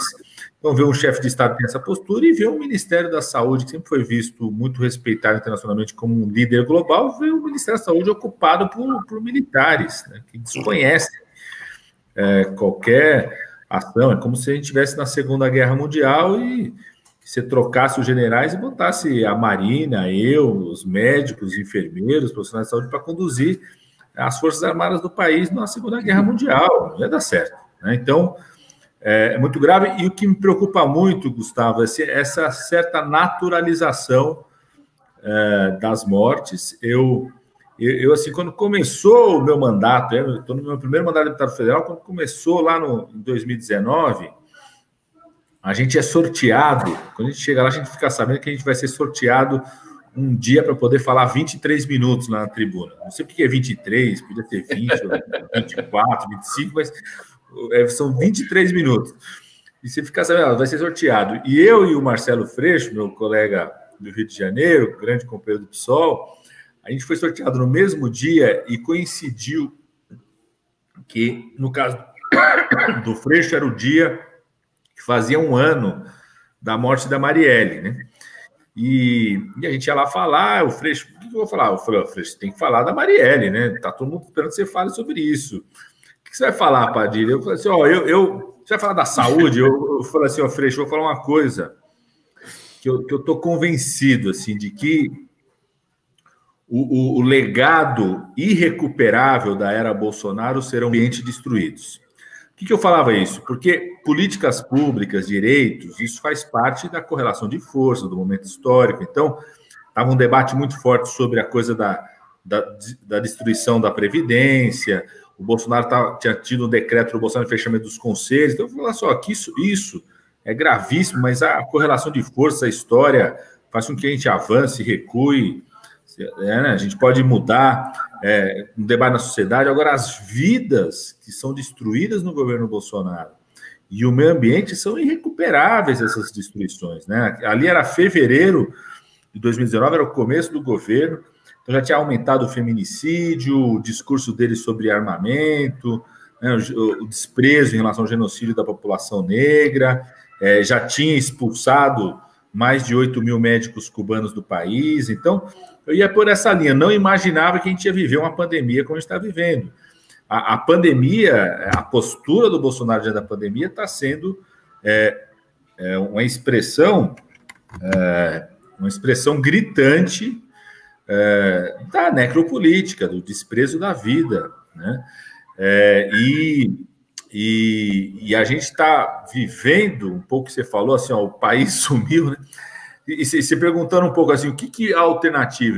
A gente tem que fazer um esforço, Gustavo, nós temos buscado isso desde o começo, que é criar uma espécie de uma autoridade sanitária paralela, né? Que é diante de uma situação como essa, você tem um chefe de Estado que busca conduzir o Estado brasileiro para um projeto genocida, o desprezo da vida.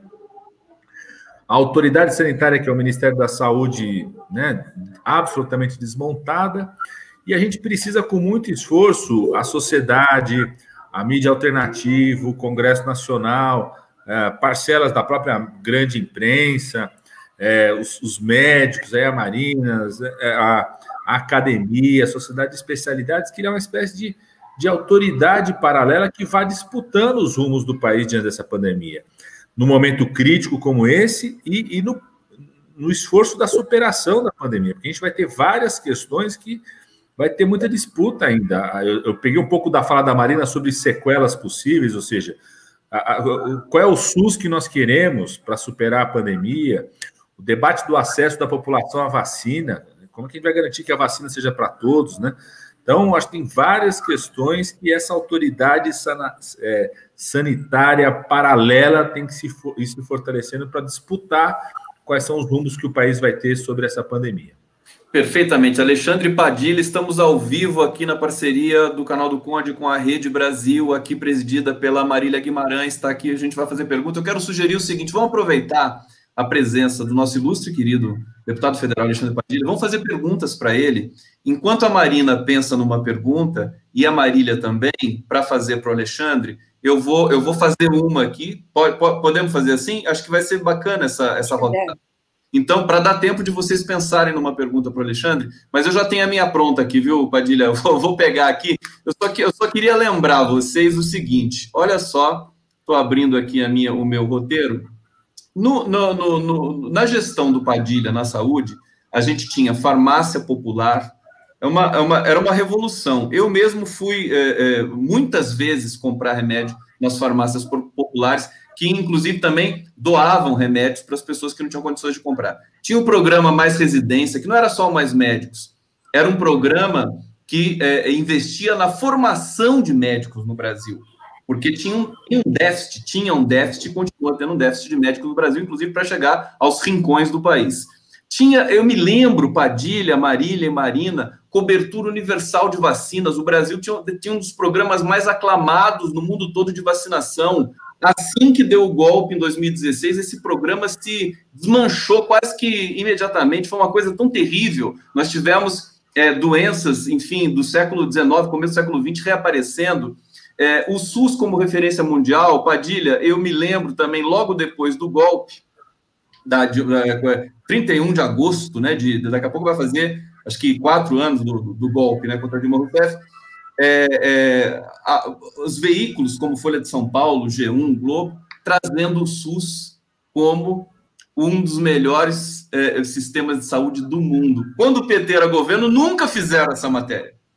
Mas logo depois que tinha caído, aparecia o SUS. Tem matéria, eu estou com matérias abertas aqui, antigo, ó, SUS é o melhor sistema de saúde do mundo, defende Luísa Trajano, isso aqui em 2020, começo desse ano, já sob a pandemia. Brasil é único com SUS entre países com mais de 200 milhões de habitantes, uma matéria de 2019.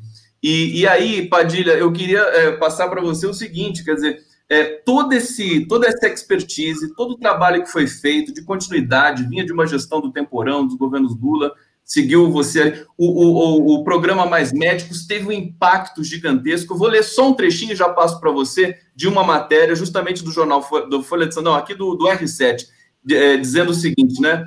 Acordos, se conseguiu que, além da venda do preço de custo de mais de 100 medicamentos, a farmácia popular também teria remédio de graça para pessoas com diabetes, hipertensão e asma. Essas doenças atingiam 80% dos usuários da farmácia popular em 2011, quando o Padilha assumiu o ministério. O remédio de graça provocou, a partir de 2012, a redução inédita de internações por asma, hipertensão e diabetes. Quer dizer, como é que fica, Padilha? Depois de tanta conquista que a sociedade brasileira construiu, nós estamos digamos, nessa desorientação generalizada, sofrendo muito, porque são 111 mil mortes oficiais. Nós temos o processo de subnotificação também, e são na casa de 1 milhão de pessoas que ficaram sem seus entes queridos, sobretudo arrimos de família e tudo mais. Passo para o Padilha já fazer seu comentário, e depois a gente faz a rodada aqui. Padilha. De fato, Conde, o que é muito grave é que a pandemia chega no Brasil no momento que o SUS estava mais frágil, né? Eu sou um grande defensor do SUS enquanto projeto, sou defensor de muita coisa que o SUS faz no dia a dia, que é muito intenso, não só de atendimento às pessoas, mas de mudança mesmo de paradigma do que pensar sobre saúde, né? O SUS foi responsável, por exemplo, para a gente acabar certo momento com a figura do manicômio que existia no nosso país, com muita luta, a construção do Sistema Único de Saúde em relação a isso, né? Mas eu reconheço que o SUS, com todo esse esforço e com esse objetivo ousado, ainda era um sistema em construção, a gente tinha muitas dificuldades ainda, muitas fragilidades, tudo. O que acontece é que depois do golpe, e sobretudo, ainda mais quando o Bolsonaro assume, vem um processo de desmonte do Sistema Único de Saúde gravíssimo. Então, quando a pandemia chega no Brasil, ela chega no momento mais frágil do SUS, né? Primeiro porque ela chega no momento onde o chamado teto de gastos, que na verdade é um congelamento de 20 anos de recursos, então não é um teto, né, é um piso de congelamento de 20 anos de recursos para a área da saúde, começa a fazer um efeito ainda mais intenso. Só em 2019 foram quase 10 bilhões de reais que foram retirados do recurso do Ministério da Saúde por conta disso. Quando a gente começa a contar desde 2016, né, depois do golpe, quando aprova a emenda constitucional 95, são mais de 20 bilhões de reais que foram retirados. Segundo, pela destruição de um conjunto de programas, como você citou aí, farmácia popular, a queda das nossas taxas de imunização, que tem a ver com o fato, assim, eu estou deputado, mas sou médico, sou professor, continuo frequentando as unidades básicas de saúde com os meus alunos, tudo. A gente viveu em 2017, em 2018, até 2019, por exemplo, a paralisação da distribuição de algumas vacinas. Então, teve uma quebra no nosso programa de vacinação. A vacina passada, por exemplo, ficou quase 6 meses sem chegar em várias unidades, você não tinha mais a frequência que tinha, a regularidade que tinha, você vai quebrando uma certa rotina de vacinação das famílias, né? Além de toda a coisa da fake news, do fundamentalismo, do negacionismo em relação à ciência. Então, a combinação dessas duas questões, o desmonte do Mais Médicos, né? Nos seus vários eixos, você puxou aí um eixo que é o Mais Residência, que fazia parte do Mais Médicos, que, por exemplo, era para a gente ter em 2019 todo estudante de medicina que se formasse no Brasil e que entrasse na residência médica, ele teria o primeiro ano dele na atenção primária em saúde. Então, a gente teria um universo de profissionais acompanhados com supervisão pelas universidades, na atenção primária em saúde, dando um peso muito forte para a atenção primária em saúde em 2019, que foi quebrado pelo desmonte do Mais Médicos. A gente teria a formação de médicos especialistas, como você falou, a abertura de mais bolsas de residência, o que faria, por exemplo, como chegou a pandemia agora em 2020, a gente teve dificuldade de abrir leitos de UTI em vários lugares, porque você não tinha o médico infectologista, o médico intensivista. Você até tinha o equipamento, o leito, a possibilidade, mas não tinha o médico intensivista, que poderia ter sido formado se fosse a manutenção e ampliação das vagas de residência médica.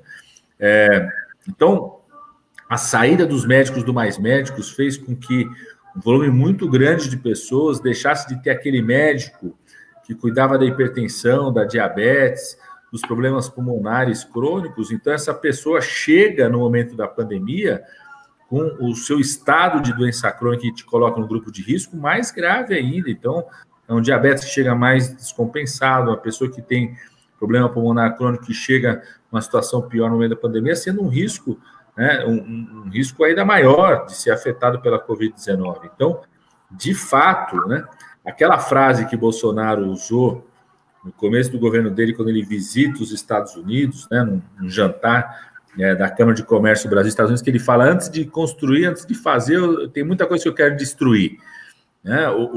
O Sistema Único de Saúde é uma das coisas que ele veio com muita força para destruir já no começo do governo dele, O Mais Médicos, a Farmácia Popular, a redução da taxa de cobertura vacinal, a mudança do financiamento dos recursos que saem do governo federal para os municípios, para as equipes de saúde da família, para a atenção primária em saúde, para um núcleo que a gente chama de núcleo de apoio à saúde da família, que são profissionais de várias profissões da área da saúde que apoiam a saúde da família, nutricionista, psicólogo, acabou com o incentivo para a manutenção desses profissionais, E algumas posturas, Você mostrou imagens bonitas aí do Mais Médicos, O Mais Médicos foi sempre... Araquém Alcântara, eu quis mostrar, desculpa, eu quis mostrar lindo. Enquanto você falava, porque é para ilustrar, porque é tão bonito aquilo. Lindo, lindo.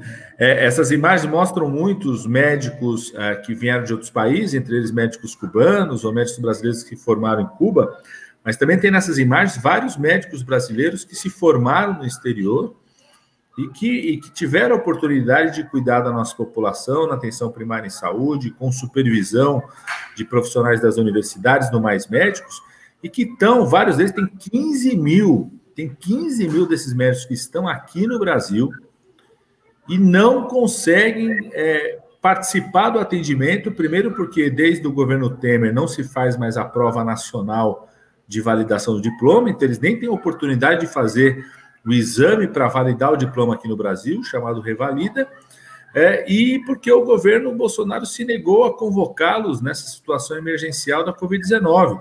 Quem convocou foi o Consórcio do Nordeste. O Consórcio do Nordeste montou um programa, está brigando lá na Justiça para garantir que possa chamar. Nós temos 15 mil médicos brasileiros que atuaram no Mais Médicos, atuaram nas áreas mais vulneráveis, poderiam estar cuidando da nossa população na atenção primária em saúde, junto com as equipes, com outros médicos brasileiros que já estão nas equipes espalhadas pelo Brasil para cuidar da população, então impedidos de fazer isso. Então, de fato, a Covid-19 chega no Brasil no momento que o SUS estava mais frágil na sua história aí de 30 anos. Alexandre Padilha, o público aqui está super atento. Aqui, deixa eu só colocar uma mensagem aqui. Deixa eu só localizar aqui. Ótima live, o pessoal está parabenizando. Lúcia Bate, parabenizando aqui. O Antônia Pereira Martins Padilha, defensor da Amazônia. Obrigado, companheiro. Deixa o recado aqui, saudação ao nosso público. E vou passar para a Marina Abreu Corrade para fazer uma pergunta para o Padilha agora. A querida Marina, está com você. Eu queria trocar minha pergunta para uma fala do Padilha de incentivo a nós que estamos nas equipes de atenção básica nesse momento. Só de imaginar que poderia ser você, Padilha, nos conduzindo, eu até arrepio, assim, eu fico pensando assim, como seria se fosse você, assim, né? Você ainda é a nossa referência de ministro, então me permita te chamar ainda de ministro Padilha, porque é assim que eu ainda te vejo, que te considero, não tivemos ministros, né? Depois de você, enfim. Eu queria que você deixasse uma mensagem para a gente que está na atenção básica, para a gente continuar defendendo, acreditando e fortalecendo o SUS que a gente tanto acredita. Marina, Gustavo, Marília, assim, isso é uma dor que é muito forte, porque é impressionante a postura do governo federal, num momento como esse da Covid-19, praticamente desprezar o papel da atenção básica, da atenção primária em saúde, que são aquelas equipes de saúde que no Brasil, a equipe de saúde da família ganhou um nome muito forte, né? Que estão lá, que são médicos, enfermeiros, agentes comunitários de saúde, o núcleo de apoio à saúde da família, como eu falei, que são psicólogos, nutricionistas, farmacêuticos, fisioterapeutas, conjunto de profissões da área da saúde, que é o grande exército a ser apoiado, incentivado numa pandemia como essa, né? Isso é uma coisa interessante, Marina, assim, que eu estava falando, né, dos meus colegas que são ministros de outros países, ou alguns continuam como ministros, ou então universidades. A primeira pergunta que eles faziam era exatamente essa, Marina, mas, Padilha, mas as equipes de saúde da família não estão atuando porque são profissionais, Gustavo, que conhecem o território, sabem quem são as pessoas de grupo de risco naquelas casas, naquela comunidade, conseguem mobilizar as pessoas, conseguem mobilizar os equipamentos sociais, culturais que estão ali. Eu sempre, desde o começo, Marina, eu falava uma coisa assim, para um país como o Brasil, e mesmo para os países da América Latina, para as grandes cidades da América Latina, não cabe a recomendação do fique em casa. A nossa recomendação é fique numa comunidade protegida, porque muitas vezes a casa não tem nada de protegido ali, não tem água, não tem acesso. Eu vi uma pessoa, a Antônia, falando assim, o Padilha é um defensor da Amazônia, sou mesmo porque eu vivi 6 anos no meio da região amazônica, eu coordenei o núcleo da USP lá no meio da população indígena, população ribeirinha. Então, a gente sabe o papel da atenção primária em saúde na construção de uma comunidade protegida. Né? E esses profissionais que deveriam ter, desde o começo, uma orientação clara do Ministério, uma injeção de recursos por parte do Ministério da Saúde, está certo em colocar recurso para abrir leite de UTI, equipamento hospitalar, tudo certo isso, mas a atenção primária de saúde deveria ter recebido uma grande injeção de recursos, equipamentos de proteção, orientação, para esses profissionais poderem estar, desde o começo, na comunidade, protegidos, né? Mas atuando. Teve, inclusive, uma confusão inicial, teve recomendação de parar tudo, parar o acompanhamento, parar o pré-natal. Tem lugar que fechou a unidade de base de saúde, tem lugar que transformou. Eu tenho ouvido histórias, viu, Marina, assim, de lugar que pegou a unidade de base de saúde, fechou a unidade de base de saúde e mandou todo mundo ir para um outro lugar só se tivesse sinal e sintoma de Covid-19, né? As unidades de base de saúde que eu acompanho foi uma briga, enquanto professor, foi uma discussão com a gestão municipal para, inclusive, continuar tendo, a gente continuar tendo atendimento, a gente continuar fazendo pré-natal, né? O Brasil é responsável por 80%, Gustavo, olha só que número assustador, 80% das mulheres que morreram, que são gestantes e morreram por Covid-19, morreram no Brasil. 80% que morreu no mundo, de cada 10 gestantes que morreram por Covid-19 no mundo, 8 morreram no Brasil. Porque em vários lugares o pré-natal foi desmontado, o direito ao acompanhante, por conta da questão sanitária, não foi viabilizado. Né? Então, Marina, assim, até para aqueles que defendem a retomada econômica, da atividade econômica, a atenção primária é decisiva para isso, porque é ela que pode ajudar a mapear quem está em risco, como proteger aquela comunidade, como acompanhar as pessoas que podem ter tido sequelas, né? Então, eu acho, viu, Marina, assim, a gente precisa ter, de uma certa forma, a sociedade brasileira percebeu a importância do SUS, percebe mais a importância do SUS nesse momento da pandemia, até pelo papel que o SUS teve em vários lugares, de ser a única coisa que reagiu, mas também a gente precisa debater o quanto que a sociedade precisa perceber a importância da atenção primária em saúde, para que a gente possa fazer esses dois mecanismos de fortalecimento do SUS, inclusive de injeção de recursos e fortalecimento da atenção primária em saúde nesse momento.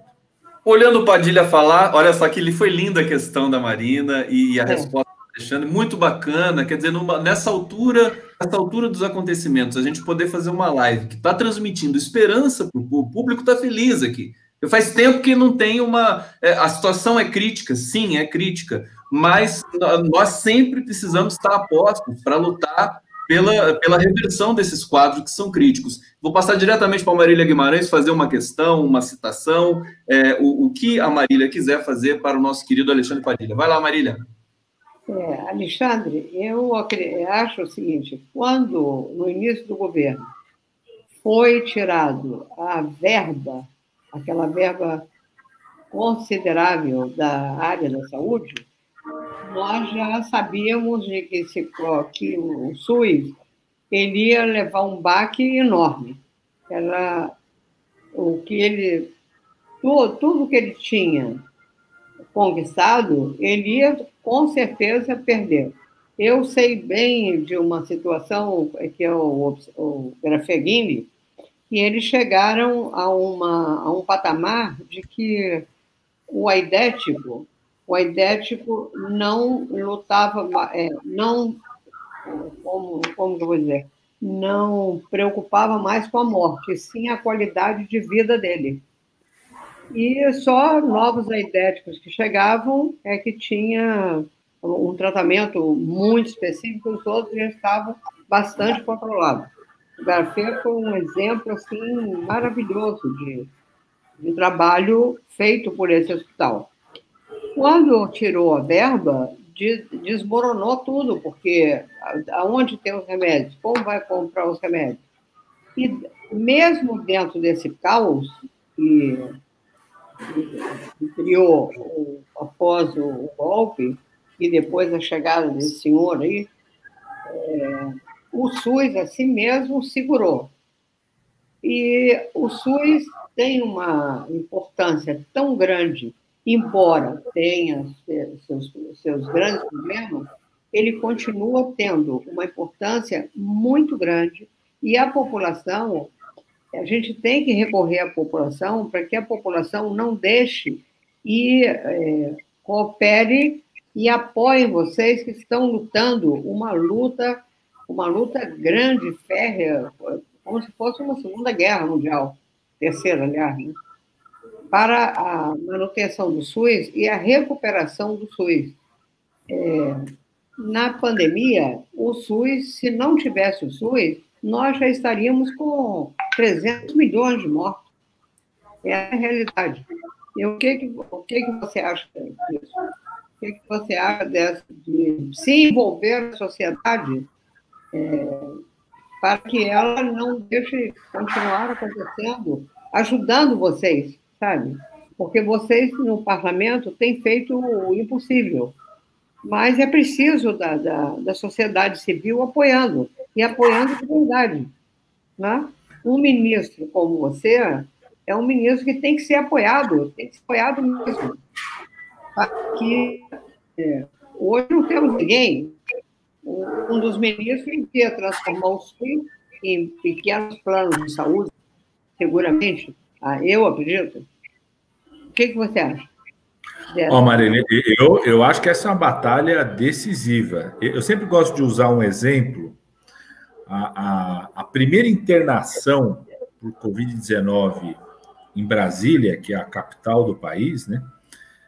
Ali o centro do país, foi uma senhora que tinha ido viajar para o hemisfério norte, então, da classe alta, chega em Brasília, começa a desenvolver sinais e sintomas da Covid-19, tem o plano de saúde dela, que pagou a vida inteira, tudo foi no serviço privado. Quando o serviço privado percebe que ela está com suspeita de Covid-19, a primeira coisa que fez foi internar no SUS, né?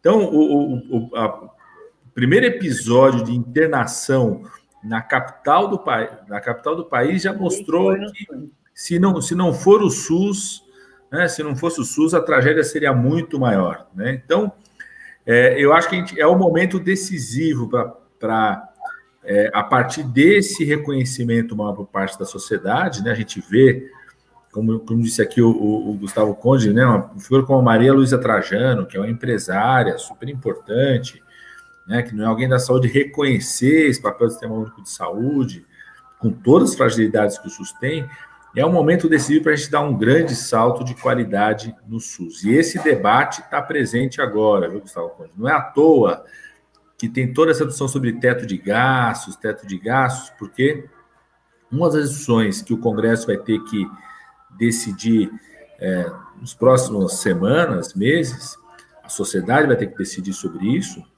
é o que fazer, por exemplo, com os 40 bilhões de reais a mais que a gente colocou na saúde esse ano, que permitiu, por exemplo, que o SUS abrisse mais de 10 mil leitos, permitiu a ampliação de vários serviços, porque se for manter o chamado teto de gastos, a emenda constitucional 95, tem que retirar esses 40 bi do Sistema Único de Saúde do Ministério da Saúde no ano que vem. O orçamento para o ano que vem tem que retirar todo esse valor, porque ele, na prática, esse ano foi um acréscimo maior do que o chamado teto de gastos permitiria. E aí a gente tem não só a necessidade da manutenção dos serviços que foram abertos, né, dos hospitais, equipamentos, mas também de cuidar de vários problemas de saúde que ficaram represados esse ano, né? Quando a gente pega os hospitais, né, dependendo da região, está com 70%, 80% de ocupação por Covid-19. Para estar 70%, 80% de ocupação por Covid-19 é porque teve cirurgia que foi adiada, a gente estava esperando cirurgia há um ano, foi adiada por mais um ano a cirurgia, muita gente que estava esperando procedimento para o diagnóstico de câncer que teve que ser adiado, gente que estava fazendo exame de acompanhamento de problema do coração, problema pulmonar, tudo isso está represado. E assim que passar o momento mais crítico da pandemia, vem para cima, com uma represa aí que quebra a barragem, vem para cima do Sistema Único de Saúde. Os problemas de saúde mental que cresceram, né, de forma muito importante, e vão crescer ainda mais, porque a gente está numa crise econômica, já é bem descrito isso, a relação de crises econômicas, perda de emprego, perda da renda, com aumento do estresse, depressão, os problemas de saúde mental, os problemas de violência contra a mulher, contra a criança, tudo isso vem para cima do SUS no próximo ano. Então, viu, Marília, vai ser um debate decisivo, assim como foi há 3 semanas atrás o debate do Fundeb, né, do Fundo de Educação, que a mobilização da sociedade nos ajudou no Congresso Nacional, senão não votava, né? O que foi a pressão dos estudantes, professores, da sociedade, dos artistas, da mídia alternativa, da importância da votação no Fundeb, foi possível criar uma mobilização que obrigou isso a ser votado pelo governo. Não era para ser votado, o Guedes era contra, o Bolsonaro era contra, na Câmara dos Deputados muitos partidos eram contra, estavam fazendo meio corpo mole, a mobilização da sociedade foi decisiva para isso. E a gente vai ter que fazer a mesma mobilização para garantir esse recurso da saúde. O Conselho Nacional de Saúde tem dito, tem chamado isso do piso emergencial para a saúde, ou seja, no mínimo, repetir no ano que vem os recursos que foram acrescidos nesse ano para dar conta de continuar enfrentando a Covid-19 e dos demais problemas de saúde represados esse ano. Perfeitamente. A gente já está chegando aqui no final do nosso encontro, aqui nessa quinta-feira. Tão bacana o encontro que a gente faz em grande medida para discutir o país, para discutir a influência de um país irmão, que é Cuba, que está tão associado aí à nossa querida Marília Guimarães e à Rede Brasil, e que traz essa questão da humanização, né? Das últimas vezes que eu conversei com o ex-presidente Lula, o presidente Lula, né? Dizia isso, quer dizer, é preciso rehumanizar o ser humano. Isso está muito na ordem do nosso horizonte, quer dizer, as pessoas desumanizadas, e essa pandemia trouxe tudo isso. Eu acho que uma das frases importantes do Padilha aqui nesse encontro hoje foi que realmente o Bolsonaro, inclusive, pode ser punido nas cortes internacionais por acelerar o processo de contágio deliberadamente, tecnicamente, né, acelerando o processo. Isso é gravíssimo. Eu acho que ele já está denunciado por isso nas cortes internacionais, mas é um processo que vai realmente ter o seu tempo aí. para dar curso e dar cabo. Eu quero agradecer a presença de todo o público que esteve aqui com a gente, a audiência é muito bacana. Mais uma vez, vou devolver as considerações finais aí, Marina, Marília e Alexandre, e a gente fecha esse encontro aqui muito legal, que trouxe esperança para as pessoas, mesmo nessa situação difícil que a gente está vivendo. Começando com Marina Abreu Corradi.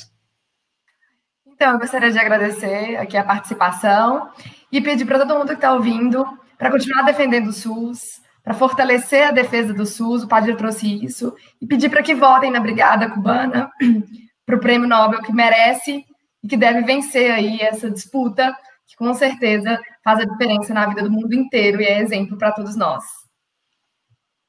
Obrigado, Marina. Passando para a Marília. Eu convoco a sociedade brasileira, de fato, a se organizar e defender o SUS. Porque um povo sem educação e sem saúde, ele acaba, ele extermina, ele vive bicho, vira um bicho. E nós não somos isso. O povo brasileiro é um grande povo, é solidário, é amigo, é carinhoso, é alegre e está perdendo tudo isso por quê? Porque não tem saúde, não tem educação, não tem como viver. Então, nós devemos, aqui quero agradecer muito, Padilha, é muito interessante que você venha, que você explique, e como ministro deu um panorama e que todas essas pessoas que nos estão vendo se organizem, porque organizando a sociedade civil em torno de cada detalhe, a próxima luta é o SUS. Vamos tentar que consiga isso. E que as brigadas, com certeza, ganhem o Prêmio Nobel. E vamos continuar lutando e te ajudando você, ajudando o povo brasileiro, ajudando a nós mesmos. Obrigada, Marina, foi lindo, muito boa a presença. Obrigado, Padilha, que sempre nos diz sim. E o público. Um beijo grande para todo mundo. Padilha, agora... Eu que agradeço, viu, Gustavo Conde, agradecer a Marina, agradecer a Marília. Eu sempre falo uma coisa, não é sempre, né, mas eu quero a fim de falar agora. Tem uma coisa muito bonita que eu vi nessa pandemia, foi quando teve aquele colapso do sistema italiano, e os países da Europa, nem muito solidários à Itália naquele momento, eles acabaram recorrendo à China, e a China encaminhou, né, volumes enormes de máscaras, equipamentos de proteção, e Cuba mandou médicos cubanos lá para a Itália, e nas caixas que os chineses mandavam, tinha uma frase, né, como se fosse um provérbio que fala: somos ondas do mesmo mar, somos folhas da mesma árvore, flores do mesmo jardim. Então, uma pandemia como essa, só com muita cooperação internacional, uma resposta global consegue superar uma pandemia como essa. E o espírito dos médicos e médicas cubanas, das brigadas pelo mundo, para mim, é uma das grandes demonstrações dessa solidariedade internacional. Cuba é um país pobre, né, extremamente pobre, que vive com muitas dificuldades, mas que optou, num determinado momento, para estrategicamente formar profissionais de saúde com essa visão internacionalista, de estar onde as pessoas precisam, de ser a sua grande ação de solidariedade, né? Eu me lembro, antes de criar o Mais Médicos, eu nem era ministro da Saúde, eu era ministro da Coordenação Política do presidente Lula, quando teve o terremoto no Haiti. O ministro da Saúde era o ministro Temporão. A gente chamou, eu estava no Palácio Planalto, todo dia de manhã cedo a gente tinha que despachar com o presidente Lula, chamamos o ministro Temporão. A gente soube da morte da Zilda Arnes, era 6, 7 horas da manhã, mais ou menos. A gente chama o Temporão lá, tudo. O que a gente pode fazer? Vamos mandar gente do SAMU, tudo, né? Então, a gente se esforçando para mandar. Agora, quem pôde mandar médico, quem pôde mandar enfermeiro, técnico de enfermagem, por conta própria, sem receber recurso nenhum? Exatamente os médicos cubanos, né? Então, chegaram lá mais rápido até do que a gente para poder prestar solidariedade ao povo do Haiti naquele momento, né? Então, Só uma resposta global, solidária, vai permitir que a gente possa superar essa pandemia e os efeitos dela. Fantástica fala aqui do Alexandre Padilha. Com ela a gente termina a nossa live. Inclusive, Marília, pode recortar essa fala e colocar no site lá agora. Eu também vou, com certeza. É um dos maiores apoios que eu já vi para o Nobel da Paz aos médicos cubanos. Obrigado, Alexandre Padilha. Não, com certeza. Obrigado, Marília Guimarães, ao público que acompanhou, encerrando essa transmissão aqui. Até a próxima.